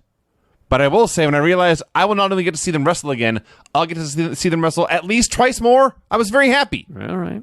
We'll see what happens. I was a huge fan of Doink versus Marty Jannetty. Doink was awesome. Marty Jannetty was awesome. They had a great match with no finish. And there you go. Not much of you're not convincing me to go back and watch it again, Vinny. It was a complete clash of styles. Marty Jannetty doing all these high-flying moves and Doink doing all the grappling. It worked very, very well together, and I am gobsmacked that you didn't like this. I just wasn't. Doink is a great heel. He grounds this guy. Doink would fit in with the Blackpool Combat Club. Sure. Yeah, he probably He'd walk would. in the door and they'd say, "What the fuck is this?" And he'd start stretching guys and they'd say, "Okay, you're in. You're no initiation. You're just one of us now." And Marty Jannetty's a great baby face. He's all super technical and a super high flyer, and he's smaller than everyone, but not so much smaller that he can't do like a power slam, and it's unbelievable. Just a great match with no finish. Yeah. Or hey, maybe this match will get you excited, Brian, because Saturday morning on Mania, if you wake up Saturday morning, you can tune in to see El Matador and Bob Backlund Actually, that sounds like a great match. versus the Head Shrinkers. Oh, that's probably still pretty good, I would think. Owen Hart versus Dane Dubiel. Who? That's an NXT name right there. There it is. Dane Dubiel? Dan Dubiel. Dan Dubiel. Or Dubiel. Dubious? So this is the match where the whole time they were on the phone with the 1-2-3 Kid, Yes. and as noted, he was out of this world as the rookie who is suddenly in the limelight and has no idea how to handle it and is in way over his head. And Vince is screaming at him, Are you in Osaka? Are you in Tokyo? And he says, I'm in Osaka. Am I on TV? Are we live? He explains We're live, pal! He explains how, since he beat Razor Ramon, promoters from all over the world are calling him to book him. The most incredible thing that happened in my life. He's talking about Yokozuna, his season on the newspapers. I couldn't read it, but I saw it. And then Vince explains the offer. Razor Ramon has offered you $10,000. And Kid doesn't even wait for him to finish. Excuse me? $10,000? Oh, he must want me real bad. Is it cash? So... Good question, because otherwise it's taxable. Dude, IRS is on this show. He's not getting away with that. That's true. So he finally says, I'd be a fool not to. I'm going to do it. That's just too much money. I may end up getting hurt pretty bad, but $10,000 is too much money. And Vince is trying to give him a pep talk. You'll come back from Japan with more victories under your belt. And somewhere in here, Owen hit a spin kick and a drop kick and a Northern Light suplex in one. Yeah, I was so excited to watch Owen Hart because we got the Owen Hart Cup tournament, and I just wanted to watch Owen wrestle because he's so great. I couldn't watch a second of this. I was listening to the Kid. I mean, Owen's great. It was a squash match. Yes, it was. Owen's match was a backdrop to further the angle with 1-2-3 Kid and Razor Ramon. And Owen's gear is horrendous. Yeah, he's still wearing the high energy gear with the purple pants and the suspenders and all that. Yeah. Oof. So on All American, you can see more Owen Hart. He's going to be wrestling Bastion Booger. And Bobby Heenan tells a terrible joke. There's a reason I'm going to repeat it. He says, when it comes to Booger, I got to pick him. Mm-hmm. Now, this joke is terrible, obviously. But Vince McMahon's reaction. The temerity of Bobby Heenan to tell a joke that juvenile on Vince McMahon's Monday Night Raw. About a man named Bastion Booger. Who Vince probably named. Of course he named him. So, they've been teasing Undertaker footage the entire show. And when it's finally time to show it, Vince says, here's a confrontation with The Undertaker. It was horrible. Sure was. So we saw the end of this. Oh, I don't know. We saw the end of this on the King of the Ring. Right. Maybe it wouldn't have been so bad if I hadn't already seen the end, but it felt like this took like 4 hours of Raw time. Because well, dude, they showed a fucking long-ass entrance. They showed Undertaker's entire entrance. Leading to a commercial. Yes. Leading to the actual match. With PJ Walker, the future Just Incredible. PJ Walker. And then the best part was the post-match. When I guess. Well, Mr. Hughes is out there and he's hitting with the urn and they edited in sound effects. I was laughing. Didn't catch that. The fucking sound effects they added when he hit him in the back of the head with that urn. It was ridiculous. It was like, it wouldn't make that sound if you hit a man in the head. It may as well have just gone clang like it was made of metal or some shit. I laughed. So, for those keeping score, Undertaker won. He pinned PJ Walker with a choke slam. It was just incredible. Yeah. Yeah. And Giant Gonzalez just saunters on out to fight him. And Mr. Hughes... He walks down the aisle and he's going, why does he walk like that? Why does he put his arms out and sway? Because they tell him that they that's the best he can do to be what they want. He has a balance problem. It's a bad thing. And so I'm going into all this detail just to mention that Mr. Hughes actually hit Paul Bearer with a Bossman Slam. Yeah. And I do not recall Paul Bearer taking a ton of bumps. No, and even elsewhere on the show, Vince, he was recapping everything, and he goes, "The Undertaker's injured, and Mr. Hughes has stole the urn, and Paul Bearer is history." Like he was done. Like he was written off television. We would never see Paul Bearer again, which we did. Also, I can't help but notice that in this brawl, as soon as Mr. Hughes hits Taker with the urn, Giant Gonzalez just fades away. And he wasn't done because they do a match at SummerSlam. So I don't know why they didn't just double team Undertaker for a while. They can't distract the fans when a guy's hitting a dude with an urn. I suppose. Jerry Lawler versus Mark Thomas.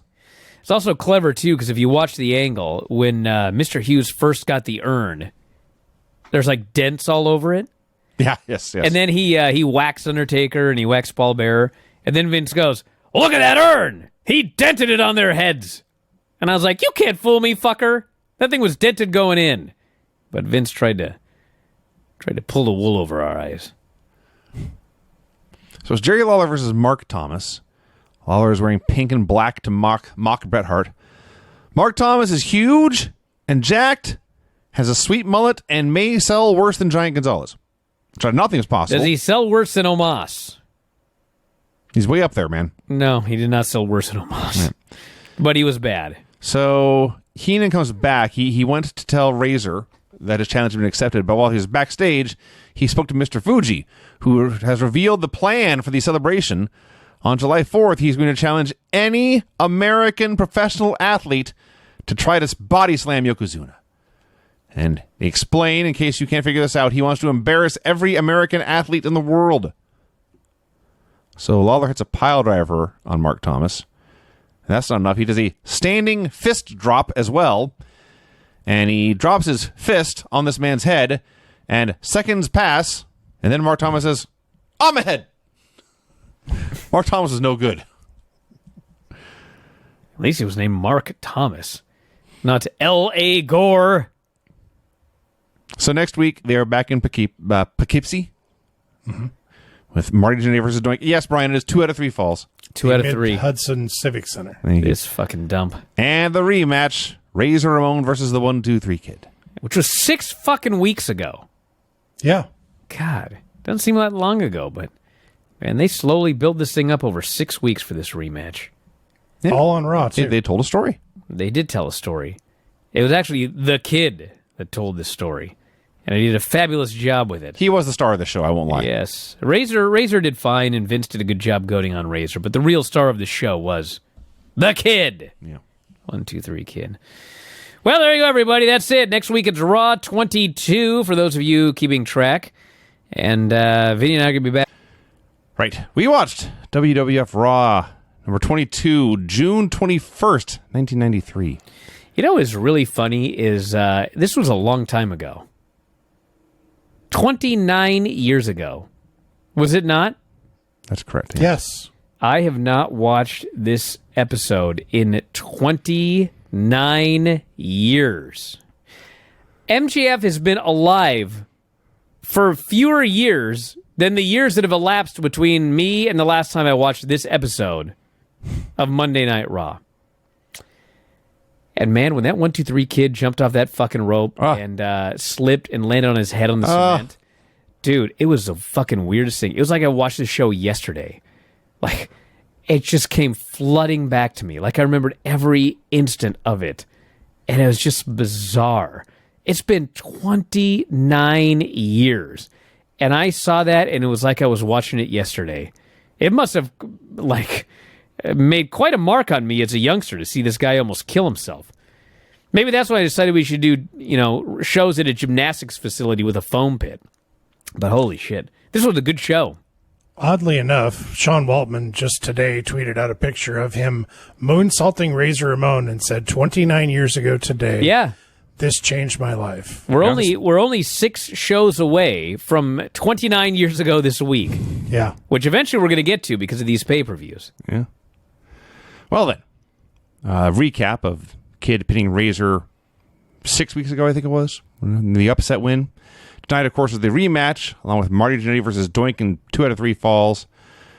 And we open with the Steiner brothers versus Barry Hardy and Reno Riggins. Now, last Monday, although they weren't on the show, Money Incorporated were the tag team champions. Yeah. Since then, the Steiners have won the tag team titles twice. They won them that Monday, we are told, in whatever town it was. They lost them back to Money Incorporated on Wednesday in like Rockford, Illinois or something, and then won them again on Saturday. So they're the 2-time new tag team champions here. I can only imagine how show business must have been terrible. They start not only doing title changes on the road like that, but promoting all of them to encourage you. You never know what you're going to see if you go buy your ticket. So I'm watching these Steiners here. And they're awesome, of course. And Rick is wearing the numeral singlet that his son's been wearing, has been wearing on NXT lately. Scott here, there's days down the road where he would get much bigger and much more psychotic. But as far as being a big, scary, athletic guy who could throw you around but also still move, this is like his peak. He was a terrifying human. This fucking guy was hitting the ropes like Madcap Moss in this match. He hit these ropes so hard, and he was doing the suplexes. I'm trying to think of. I just was talking about this a little while ago. Somebody else does it like this, but you don't go down up. Yeah, you just grab him and go. And he's thrown this dude all over the place, and they did horribly fuck up the Frankensteiner. that was the ironic part. And I think it was the other guy's fault because I would assume so. all Scott. I mean, it's fake. So what Scott does, is he leaps in the air and he wraps his legs around, and then he just leans back. The other guy has to do a lot of the stuff. This guy, Scott, jumps in the air, his legs go around the guy's head, and the guy just did a fucking flip. He like jumped in the air, did a flip, and landed on Scott as Scott lands on his head. And you could hear, like, the crowd's all excited about all this stuff, and they see this fuck up, and they went silent because they thought somebody was dead.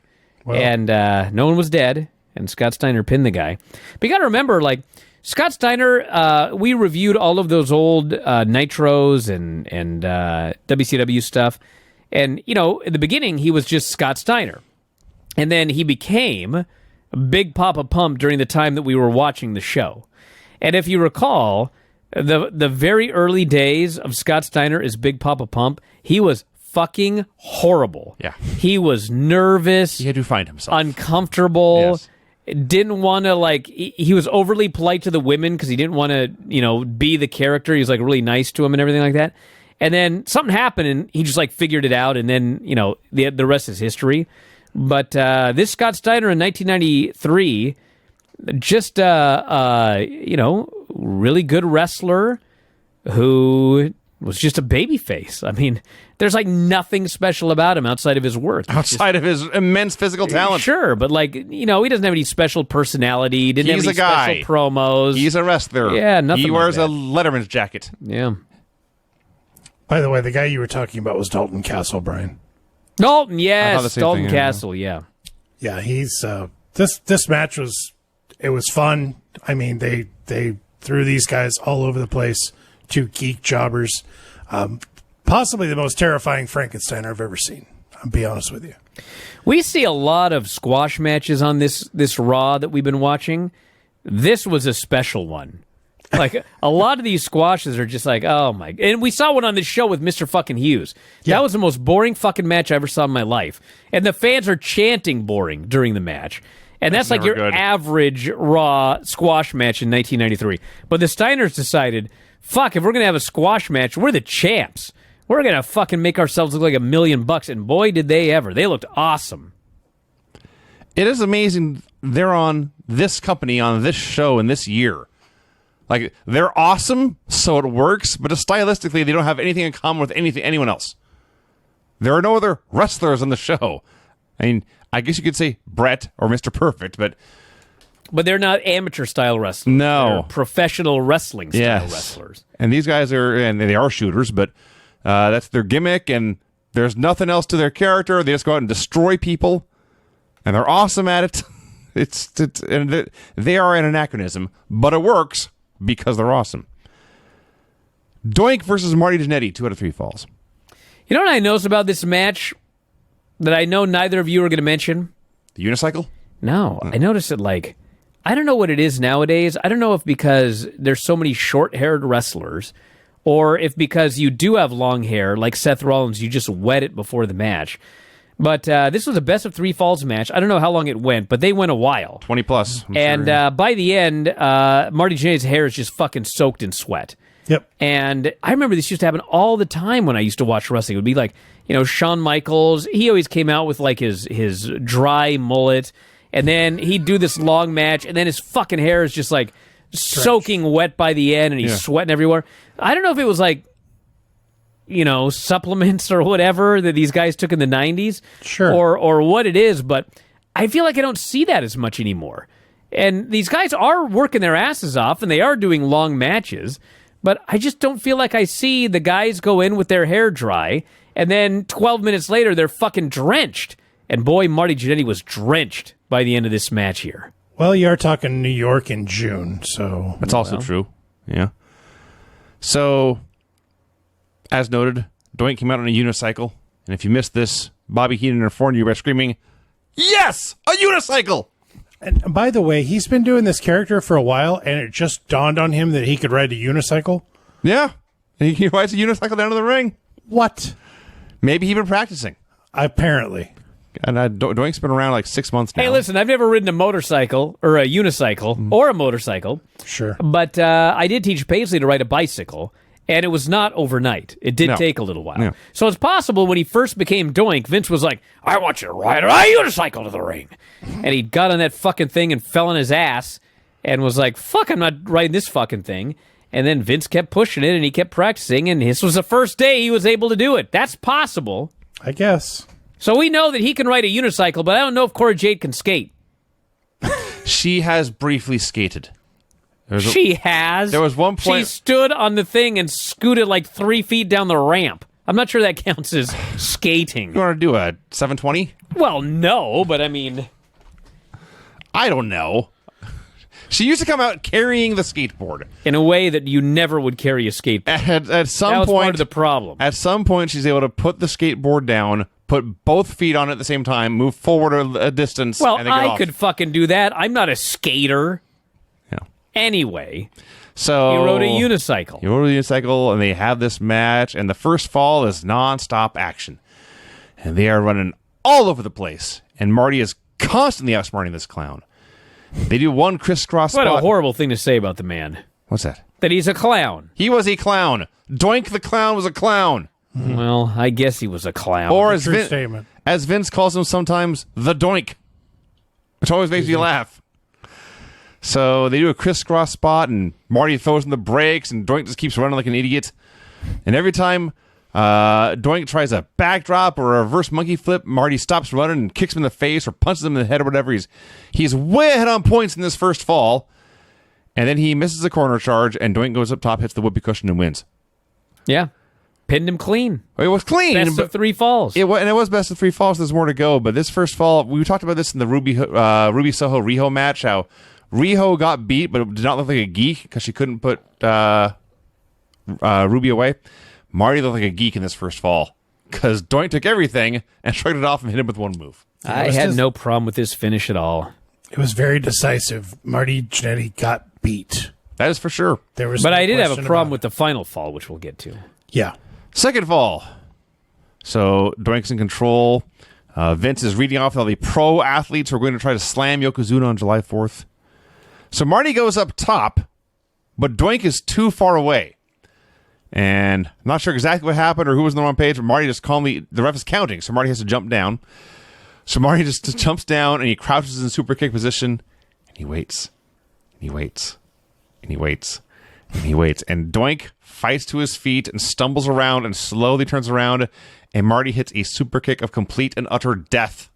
And a thunderclap goes off, and the crowd is stunned, and then Marty goes back up top, finally hits his fifth drop and wins. We're tied at a fall apiece. I was liking this match, and I like the third fall too. I thought this was much better than last week's match. And even here's what they did to set up the finish. So they're doing this match, and a second Doink runs down to the ring, and he hides underneath the ring. We've seen this a million times. I mean, what I liked about it was they made a story out of it. So first this Doink comes down and he hides underneath the ring. Then Marty does some spot, and he goes outside, and the fans are all screaming, "There's another clown under the ring!" So Marty's got to look. But the story in wrestling is if you look under one side of the ring, somehow you can't see under to the other side. Mm-hmm. So he looks under one side, there's no clown. So he's going to go look around the other side, but then he gets cut off. And so finally, Doink is laid out on the outside, and he goes underneath the ring. So you're expecting the switch. But he comes out, and he didn't switch. And Randy Savage is not an idiot announcer. And Randy Savage insists this is the same Doink. Look at the face paint. So they do a couple of more spots, and then Doink goes outside again, and he goes under. And this time he comes out, and it's a different Doink. And Randy Savage is infuriated, and he's screaming that it's a different Doink. Look at the face paint, blah, blah, blah. So anyway, the second Doink ends up pinning Marty Jannetty. And Randy Savage he's furious at this. So Randy Savage hits the ring. Randy Savage starts screaming at the referee that there's two Doinks. Randy then goes outside and he pulls the other Doink out from underneath the ring. The referee says, "My God, there are two Doinks." And so his decision is Marty is the winner of the match. Yeah.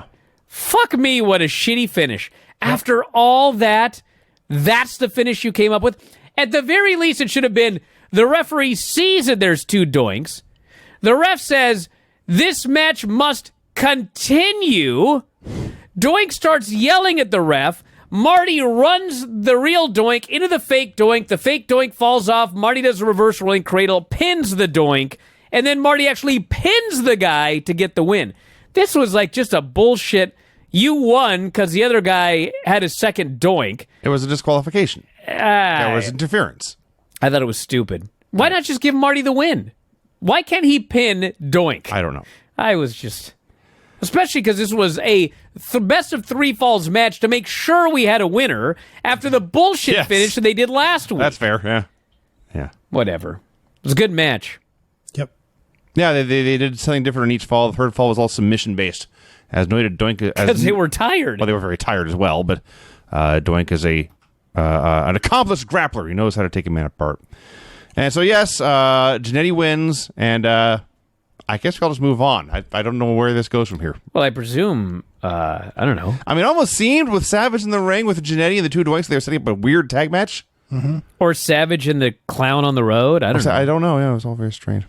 It was actually a nice touch of detail. The Doink that came out actually had his face paint smeared. It wasn't brand new. I thought that was actually a attention to detail touch that is missing a lot today. You're right. Unfortunately for him, Matt Bourne's face was exposed. It's true. Because he'd been wrestling for so long. Mr. Hughes versus Bobby Who. Who? Finkel doesn't even know his last name. He didn't notes. All right. Mr. Hughes did an awesome dropkick in this match. Yes. And then I wrote, then it's boring for a while, and he wins with the sloppy boss man slam. Oh, wow. They are doing Randy Savage versus Doink. Okay, well, there you go then. Coming off this match. How about Okay. that? Spoiler alert, everybody. Sorry. We're spoiling a show from 29 years ago. All right. Yeah, okay, Mr. Hughes won. You want to rant about Mr. Hughes for a while? You good? Fucking sucked, dude. This was fucking horrible. I just put this guy over last week because he looked very, very athletic in a match. And this fucking match was so boring. And the fans are chanting boring. And he's going for covers and lifting the guy up at 2. And, you know, I kind of give them a little bit of... I don't at all. It sucked. They were following 2 really, really good matches. The Steiners match and then the Marty Jannetty match. And to follow it up with this fucking shit... Pulling the guy up at 2, doing another move, pulling the guy up at 2, boring chants. It's fucking awful. Hated it. Yeah, after the dropkick, there was nothing to see. No. Razor Ramon versus 1-2-3 Kid. Razor comes out with a big sack of money. How do you know it was a sack of money? I think he's honest. I think is. No, you idiot, there's a dollar sign on it. Yes, that's what I was going to say. There was a big dollar sign You on think he's honest? He's Razor Ramon. Actually, of course he's not honest. He's probably a smuggler. This sack actually said 10K on it. Even better. Yeah. He had 10K on his sack. Yes. Well, Kid had L Kid on his ass. So, the bell rings, and Kid gets a couple of flash near falls, make it upset number 2, but then he gets hit with the SOS slam, and he is done for. And Razor's beating the hell out of him and enjoying it, and Kid blocks a hip toss and tries to do that flip over counter, but Razor grabs him and chokeslams him onto his head. Oh, God. Announcers thought he was dead. They're like, he broke his neck. They thought he was dead. And It was worse was yet to brutal. come.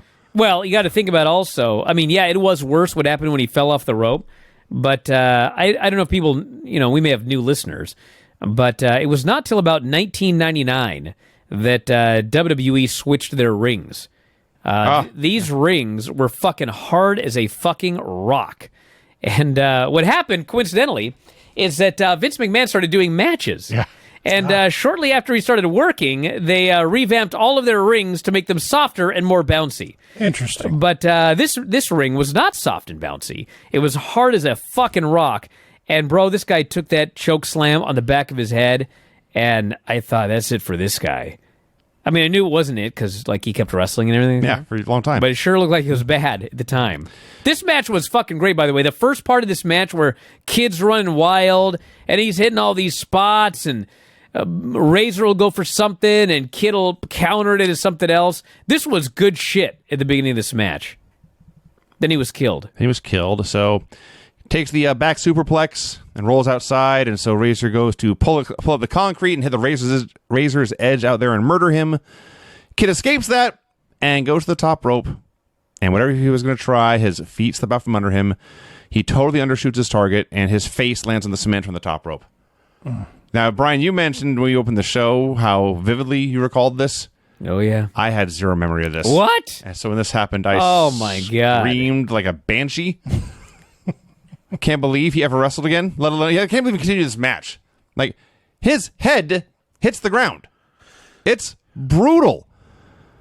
So he's alive. He continues the match. He tries the same moonsault press that beat Razor last time, but Razor kicks out of that. And so the finish is suddenly Kid grabs the big bag of money runs to the back. Razor chases him. They are both counted out. And the kid jumps into a getaway car and peels out. You know what's funny is I vividly remember him falling off that fucking rope and almost killing himself, but I have no memory of the finish. No. And I think it's part of it was, back in the day, we, I don't know if you guys are aware of this or not, we didn't have the WWE network. What? We didn't have an internet, really. I didn't get on the internet until 1995. So there was no internet to speak of, no, what did they have? Like AOL Grandstand. And I had a Prodigy. And everything like that. So, what we did was we either watched the show and then waited for the following week, or we got a VCR and got a big, thick fucking tape and recorded the show and just watched the show over and over again because it was all you had, unless you traded tapes or whatever. So I'd record all these shows and, the memorable stuff I would watch over and over again. And I'm sure I rewound him falling off that fucking thing to the cement like 18 times. I have no reason to rewind the finish of this fucking match. What a fucking shitty payoff to 6 weeks. The guy took the money and ran. The babyface stole the guy's money and ran. And the announcers are trying to put him over like he's a genius. Which, when you think about it, as shitty as the finish was, like, Razor didn't say, I'll give you $10,000 if you beat me. Yeah. Right. He said, I'll give you $10,000 if you have a match with me. And so he gave him the match, and he was getting killed, so he took the fucking money, and he had a getaway car, and he got the fuck out of there. So, it makes sense in a story, but, bro, I mean, fuck. We had that shitty finish in the Marty Jannetty match. Yeah. We had the shitty Mr. Hughes match. And then after 6 weeks, the finish of the big rematch is he takes the money and runs away in a getaway car. Yeah. My God, what a payoff. So as Craig noted, Sean Waltman was talking about this today. And when someone described him as a nobody in the business at the time, he says, I was hardly a nobody. I was on my way to New Japan. I had national exposure 5 days a week. There's a reason Scott was excited to do it. For fuck's sake. Yeah, I mean, dude, I used to watch him wrestle for Global. Absolutely. Before he was Jerry ever the Lynn. 1, 2, 3 kid. Yes. Yeah, I mean, dude, this guy was not a Who nobody owns Global? Is that at all. out there? I don't know who Like would Cactus Jack and Raven and Kid and Jerry Lynn? Yeah, Good stuff in there. I was very much a WWF guy from 88 on, but I did watch a little bit of WCW, but not much. I would every now and then see something on the Saturday show. And that's actually the first time I ever saw Frankensteiner was on NWA. It was on WCW. And this would be about 92 or whenever it was. And we had just kind of started doing the YWF. And man, I saw Scott Steiner do that Frankensteiner and my fucking mind was blown. And luckily I had it recorded. And so, man, I rewound that fucking move over and over and over again. And we had, on the old school VCR, it actually had a slow-mo feature. Yeah. Where you could watch it in slow motion, which was just absolute shit. But it was enough that you could see how they did the moves. That's how I learned how they did all those moves back in the day, was I would watch them in slow motion. And I watched that Frankensteiner over and over. And then one day I was just watching TV and there's Global. What the fuck is Global? And there was, Sean Waltman and Jerry Lynn, and I would watch that show. And I still was mostly into WWF, but, I definitely knew, who Sean Waltman was when he showed up as a 1, 2, 3 kid. Yeah. And he was good. And he was, I can't wait till his next promo. Because that's the highlight of these Raws, is the 1, 2, 3 kid, humble, promos. Yeah. Maybe he donated the $10,000 to like a puppy, yeah, dog rescue. Well, no, place. he's got he's poor, so You did he's mention that. got to use a device. He's got to buy a car to make bookings or something. But not too nice a car. No, of course not. It's got to be a beater. Well, not just a nice, just a reliable Nissan. Yeah, but it's got to be a beater car because all you're doing is just driving from town to town. That's true. Yeah. You don't got to impress no women. No. Well, that's it, everybody. That's the WWE owns the global footage. Oh, cool. Oh. Well. Next week on Raw, by the way, a Yokozuna interview, and Shawn Michaels. Yeah. They go, it's Night of Champions next week. Yokozuna's going to be here to talk. I was like, wow, what a fucking prestigious show this is going to be. Well, there is one title match. Oh, yeah. Intercontinental Tell us about Champion it. Shawn Michaels defends the title against the Ugandan giant Kamala. What in the fuck? Shawn Michaels versus Kamala. I bet it'll be For good. the title! Kamala's earned a championship match. How? Probably won't be as good as Sean and Marty. No. Or Shawn and Hacksaw. Actually, probably won't. You're right. Although, you know, the more I watch Kamala, I mean, he was fine. He's one of those guys that, like, when I was a kid, it was just, you know, the gimmick was so dumb, but I mean, he can sort of work. He's just, He didn't do anything he couldn't do. that's for sure. That's for sure. He did nothing he couldn't do. Yeah. All right, well, we're going to wrap it up. I'm glad we took a lot of extra time with her because there is nothing to talk about on this. What are you talking about? There's plenty to discuss. Oh, my goodness. Go ahead, Vinny. Get started on this Raw. Let's see here. Raw 23, right? Yeah. Raw 23, June 28th, 1993. That's the show we watched. Tonight on Monday Night Raw, Shawn Michaels with Diesel, who has a name now, defends the Intercontinental title. I'm just thinking about the end of this show when they've got like 2 minutes left of dead air, and Vince just turns to everyone and goes, "What was your favorite part of the show tonight?" I liked that. You should do that more often. But there was nothing good on it. That's why it was funny. That's the problem. If it had been like a good show, it's like, God damn, what a good show. What was your favorite part, Randy? Yeah. Instead, it was like a bunch of shit. Hey, Bobby, what was your favorite piece of shit on this show? Well, Vince, Okay. I sure love that fucking match with the Bastion Booker. The concept of looking back at highlights of the show is a good idea on paper, even if in execution, this is not the show to do it. Shawn Michaels with Diesel, who has a name, but we'll get to his gear shortly. Defends the title against Kamala. I hesitate to even say this out loud. Crush versus Bastion Booger. I'm glad I watched it. What? A Yokozuna interview. Yeah. Our opener is, in fact, Shawn Michaels versus Kamala. So I'm sure all you have seen Kevin Nash matches. Just picture Diesel in your head. He's got the black leather pants and like the silver, the black singlet, and the one black glove. That is not the Diesel that walked out here with Shawn. No. Considering he is 7 feet tall, this may be the most acid wash denim I've ever seen on a human being. Fair. Neck to toes, It's a lot of acid that went into this outfit. jeans tucked into his cowboy boots. And by the way, his cowboy boots are short, but his legs are long, so they look ridiculous. Not as ridiculous as the denim jacket. Probably that match that you and me and Farmer had in about 1997 when I wore those fucking tights and my shooter boots. And then I put the knee pads underneath my fucking tights, so I looked like olive oil. Had these big fucking knobby knees. Yes. Oh my God. Yeah. And did I mention the mirrors all over the jacket? Mm-hmm. This was a fit. This was a look, for sure. Yeah. It wasn't a good one, but it was a look. So I would much rather talk about Diesel's denim than the match that happened here. Oh my God. This match. I saw Shawn Michaels have a good match with fucking Hacksaw Jim Duggan. Yep. Bro. You didn't see him have one with Kamala. This match was so horrible. And it's funny because Shawn was kind of trying, but not really. But like even kind of trying, like he was phenomenal. Yeah. But it was still a horrible match. Mm-hmm. No redeeming qualities to this match whatsoever. No. So for some details, they do 5 minutes, well, at least it felt that long, of comedy of Shawn offering a handshake. And, oh, well, the Ugandan savage accept. This went on for a long time. They fight for a while. Kamala grabs a bear hug. We go to commercial. We come back. They're still doing the bear hug. Not only that, Shawn's in the bear hug, but he's on his back.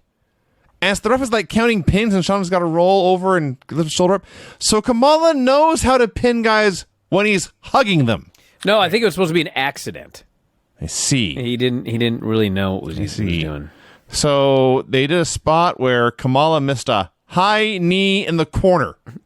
Well, it's funny because they fucked it up the first time. I see. Shawn was supposed to move, but he didn't. And so Kamala just runs, stops, and then runs again. And then, you know, they immediately go back to the same spot, and Shawn gets out of the way this time.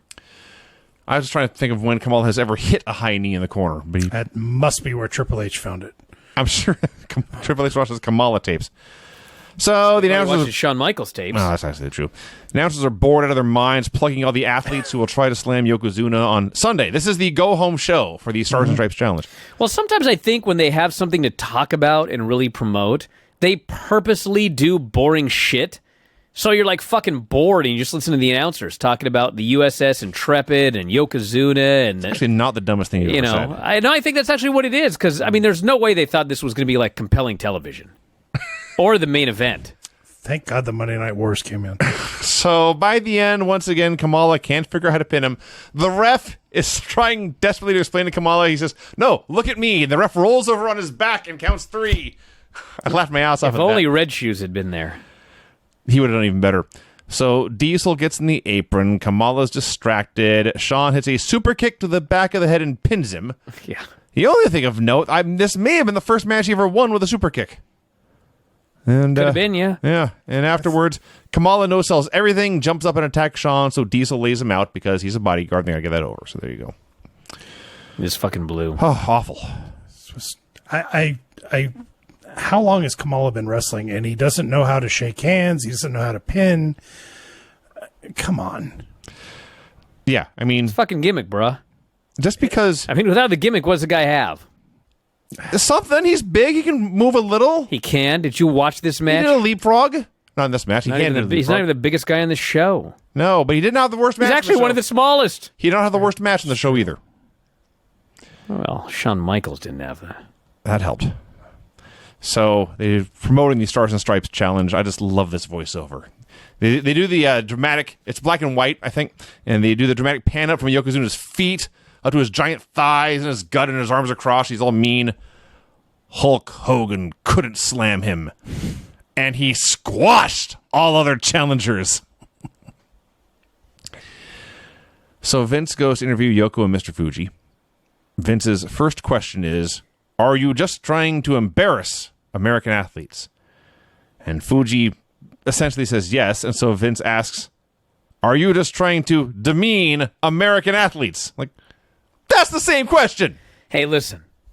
Vince at one point started to build up a head of steam, and he fucking cut this promo. And, you know, he was the announcer forever, and then he became a television character after the Montreal Screwjob in 1997. And he'd played pro wrestler a little bit when he went to Memphis and did the thing with Jerry Lawler. But, man, even in 1993, this motherfucker cut a promo. He cut a total babyface promo. He represented America for a moment here in this segment with Mr. Fuji. And he was the best promo on the show. Yes. And then afterwards, you know, Fuji asks Yokozuna to say some words. And, you know, sometimes it's WWE, so they have all sorts of characters playing, you know, whatever.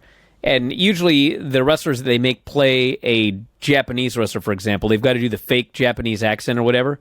Yokozuna doesn't even bother. Perfect, straight English. He just cuts a promo. He's going to crush all these guys. I was like, well, there goes that gimmick. They didn't even try. Whatever. I actually kind of like the segment. So, Vince was great. Yes. Especially when he gets into, I have faith. And he repeated some of the same material later. But someone in America is going to step up to defend this country. Someone's going to step up to the plate. Someone's going to hit a home run. And Fuji declares Hulkamania is dead. And he rants, I swear to God, I caught maybe 30% of it. He calls his own guy Yokozuna.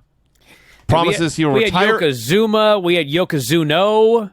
All up and down this show. It's like, is the word yoke? It's not even like a word they made up. No, it's like, a thing. Yes, that's a thing. If you know anything about anything, And you know what a Yokozuna is. It is pronounced exactly like it's spelled. But no one could figure this out. Yokozuna, Yokozuno, up and down this show. He's going to retire as champion and present the belt to the Emperor. And then Vince... The Emperor? Yeah, Emperor Hirohito. Palpatine? No, not Emperor Palpatine.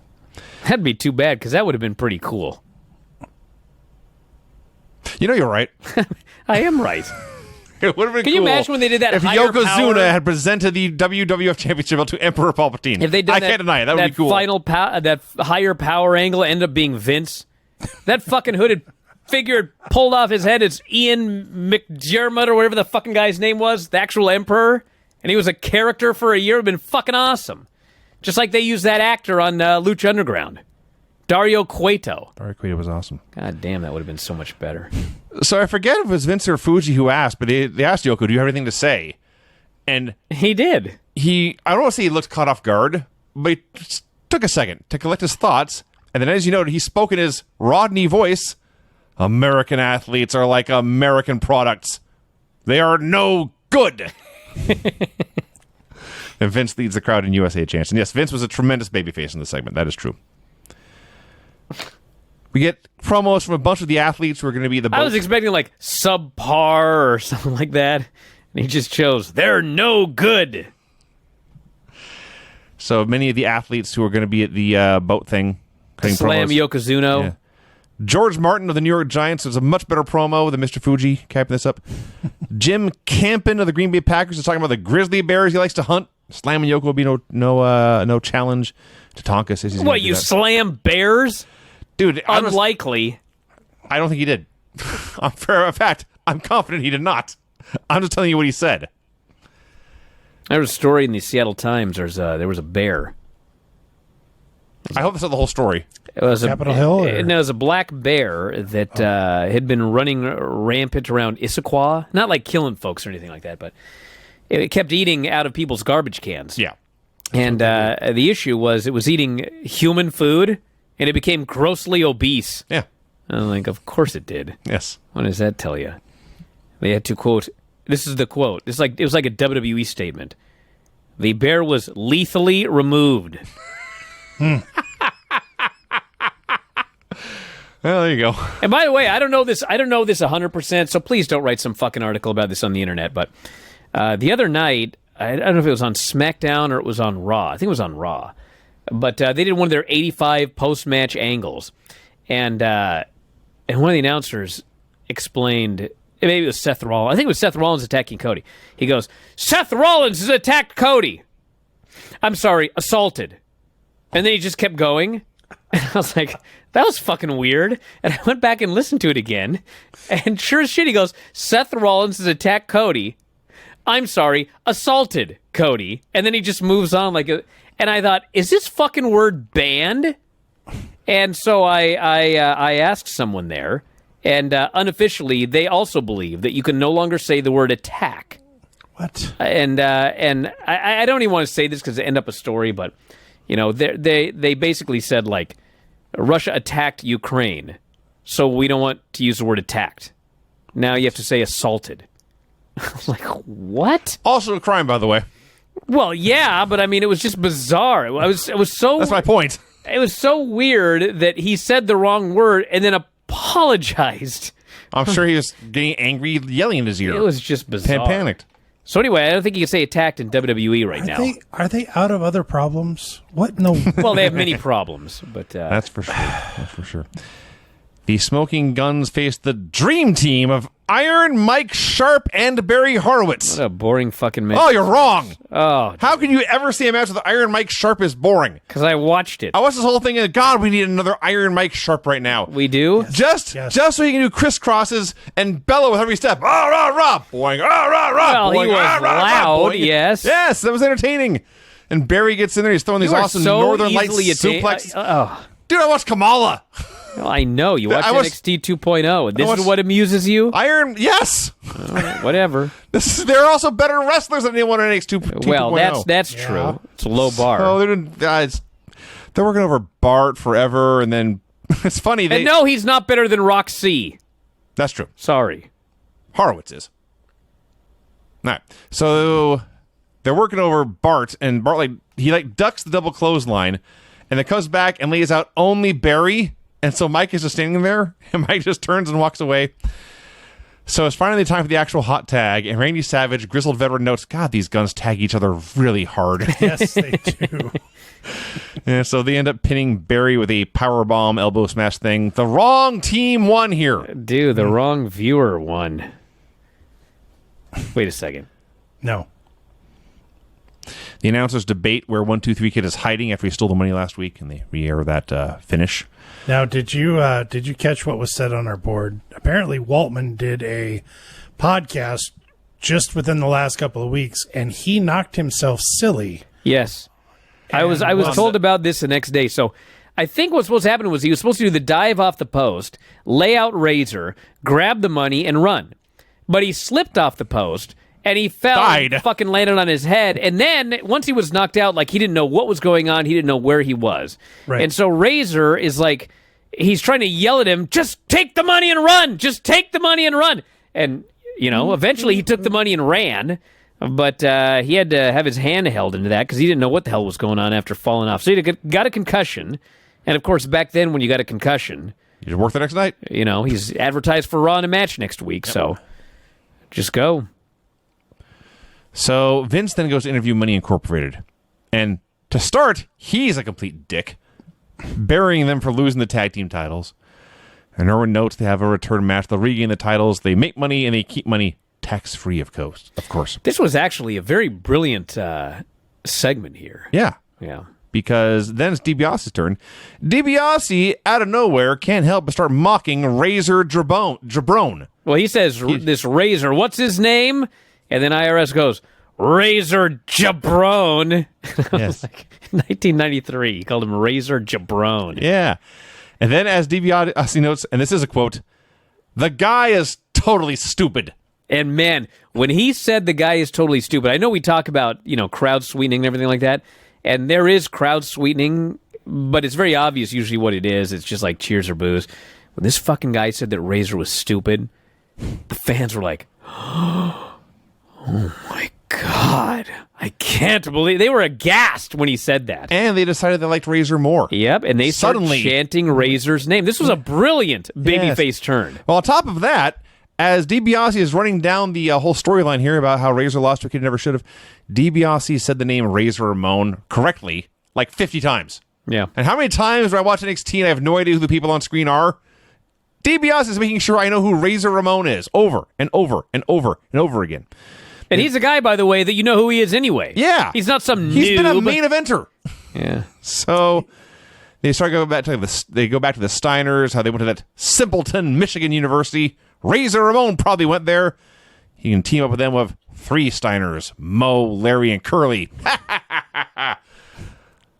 So yes, this was very good. This was probably legitimately the best thing on the show. Maybe the Vince earlier, I guess, maybe. It was pretty incredible. These same fans were booing Razor last week, cheering for the 1-2-3 Kid, and this week, with him not even being in the building, they turn him babyface. It's fantastic. Adam Bomb versus PJ Walker. Adam beats him up, wins the powerbomb. Johnny Polo was also there. Yeah, whoop-de-doo. Next segment. Okay. Bastion Booger versus Crush. So I enjoyed this because of listening How dare you? to commentary. Because these guys There was a are line. just, God, they fucking buried Bastion Booger. I mean, first off, he was buried by being given the name Bastion Booger, and he clearly didn't give a fuck what they had him do. I mean, that's true. You know, he was a friar, and then he was Bastion Booger. They're talking about how he stinks, and what's that smell and all this. And then I should have written down it word for word. Did you? I have one quote from Vince. I don't know. When Vince saw it? The hump? No, Okay. before that.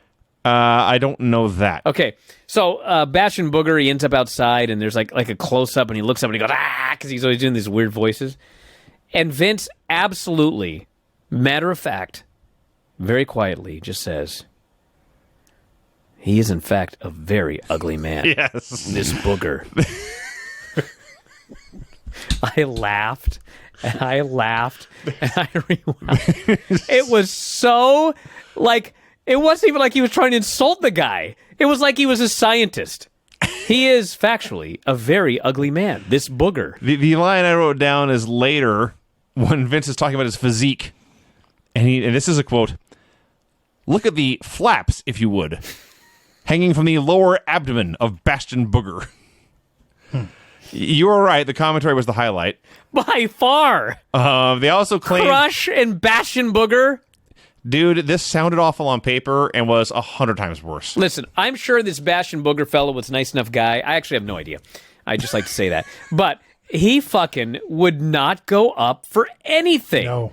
They went for a backdrop, and this fucking guy decided, I'm not going to give this guy anything. I'm not taking a backdrop today. And Crush, you know what's funny was... And Crush is... massively powerful. What's funny is it's only 6 days later, 5 days later, that Lex Luger gives Yokozuna the body slam, and Bobby Heenan talks about it being a hip toss. Yeah. That's exactly what this was. Crush tries to hoist this guy. This fucker does not go up, and he just tips over, and Vince goes, big! Well, it really wasn't much of a back body drop. And then Savage goes, no, it wasn't. Yeah, so Crush... And then there was a suplex attempt later. Guy didn't go up. Yeah. Crush is a vertical fucking suplex, bruh. It turned into a Falcon Arrow on accident. God. Because Crush just fell. And it's not his fault. Not mad at Crush. No, this was not Crush's fault. No. So there was something like a Samoan drop or something they tried, and Bastion says, nah, not today, friend. Now, on top of this, so okay, Crush says, all right, you won't let me do any of my power moves. I guess we'll just brawl. They're brawling. And it is Booger, now that I think about this. He's just standing there. There's a 6 foot, 300-pound Hawaiian slugging away at you. Pretend it hurts. I have not seen Bastion Booger either as Bastion Booger or Friar Ferguson. Not one time have I watched him on the show, and he's looked like he's given two fucks about anything he's doing. No. He looks like he doesn't care. He's getting his paycheck, and like he doesn't care if he ever gets one again. Yes. He's just totally in there doing as little as humanly possible. And he was employed for a while. Well, I think he's around. I think it's like a Survivor Series is still That's around. amazing. Maybe he gets better. He has to. You'd think, but we don't know. He cannot get worse than this. Well, we'll find out. Now, I have no evidence he gets better, Vinny. So, as a match, this was by miles the worst thing we've seen on Retro Raw. And I thought about this because there was that terrible tag match with the Bushwhackers and Repo Man or somebody. Oh, God. This, until the finish, was much worse than that. I promise you, much worse. I'm screaming at my screen to end the match somehow. Dude, Josiah here, who's been watching all of the Retro Raws, and he's ahead of us. He says he doesn't get better. He gets worse. No. Well, we need to find a new show to watch then. And then he adds, wait until you hear him on commentary. What? Okay, so I will, in defense of this match, This I gotta hear. the finish was executed correctly and what it needed to be for this match on this show. Because Crush couldn't lift this guy all night long. And Crush is one of the guys who's going to be on that boat trying to slam Yokozuna. And finally, Crush makes his comeback, and he pumps up the crowd. He's doing the fist-shaking thing, and he grabs his 400 dude. And at the end, he went up, and Crush has a big, giant body slam, gets him way up in the air and slams him down. I forgot the finish. Then he did it 2 more times to show he could do it, and then he pinned him. He pinned him with 3 body slams. Yes. That was the finish. Yes. But What's the finish? I'm going to body slam you 3 times. do it again. Stay down. But the whole thing is, this is the go-home segment to plug Crush trying to body slam an even bigger guy on Sunday. Well, of course. Right. So the fact he pulled it off here, and when he pulled it off, it worked. The last, 15 seconds of this was good. The prior 5 minutes, a horror show. You know, it's funny that, say what you want about Luger in WWE, but, Hogan's gone, and Vince immediately needs a new Hulk Hogan. Yes. And who's the big jacked up dude? It's got to be Luger. And so he comes up with this idea. And it's actually, it's a pretty brilliant idea. We're going to do the USS Intrepid on the 4th of July. The big, evil, pretend Japanese guy who's really large. None of these mainstream, I don't know about mainstream, but, none of these names, these non-wrestling names are going to be able to slam him. And then this fucker's going to show up at the last minute on a goddamn helicopter. He's going to body slam this guy. He's going to be the American hero. We're going to do a fucking bus tour. And then we're going to go to SummerSlam, okay? I can't say the history of wrestling might have been different if he would have beaten Yokozuna at SummerSlam. But for sure, him not winning at SummerSlam and doing that big fucking celebration when every fan knew, what are you celebrating for, brother? You didn't win the title. And then obviously by, Royal Rumble, the fans had chosen Brett, and then, away we go. I don't know what would have happened if things would have changed at SummerSlam. But I do know that Vince did a pretty fucking great job building this guy up. I mean, he knew his shit. And you could see it on this whole show was about building up the Intrepid. This whole show was about getting over the idea of body slamming a guy. And of course, Crush is not going to be able to body slam Yokozuna, which leads to Luger showing up. But it's actually, it's very, very, we don't see this kind of anything from Vince nowadays. He's not this clever anymore, but it was actually a really great idea at the time. But we didn't make another Hulk Hogan. He was easily the best worker on this show. Crush? Vince. Oh, yes. Oh, Vince, for sure, Yes. yeah. Not even by miles. Actually, yes. It was a very different Vince back then. Yeah. So a few more clips. Macho Man goes to Giant Stadium to interview Joe Morris, who I think spoke earlier, didn't he? Yeah. Morris actually put a pretty good promo here. We're just doing a Macho Man imitation, basically, but he says he's going to slam Yokozuna. And then next week on Raw, 1, 2, 3 Kid in action. Bam Bam Bigelow in action. Mr. Perfect in action. And exclusive footage of the Stars and Stripes challenge. And then Vince has another that closes with one last great tirade. I've got to believe there's some red-blooded American that'll show up and body slam Yokozuna. I can't do it justice. It was perfect babyface Vince. It was awesome. They actually did such a good job that the next episode auto plays. And I was like, I'm going to watch the first part of this. I got to see this. And they actually tease it. The first couple minutes of the show is just blokes trying and failing to lift up Yokozuna. Yeah. And then they play the Raw open. So they're going to make you wait, apparently, for to answer this question. Could anyone slam Yokozuna? Find out next week, everybody. Find out next week. So anyway, that's it. No Brian and Vinny show on Thursday, I don't think.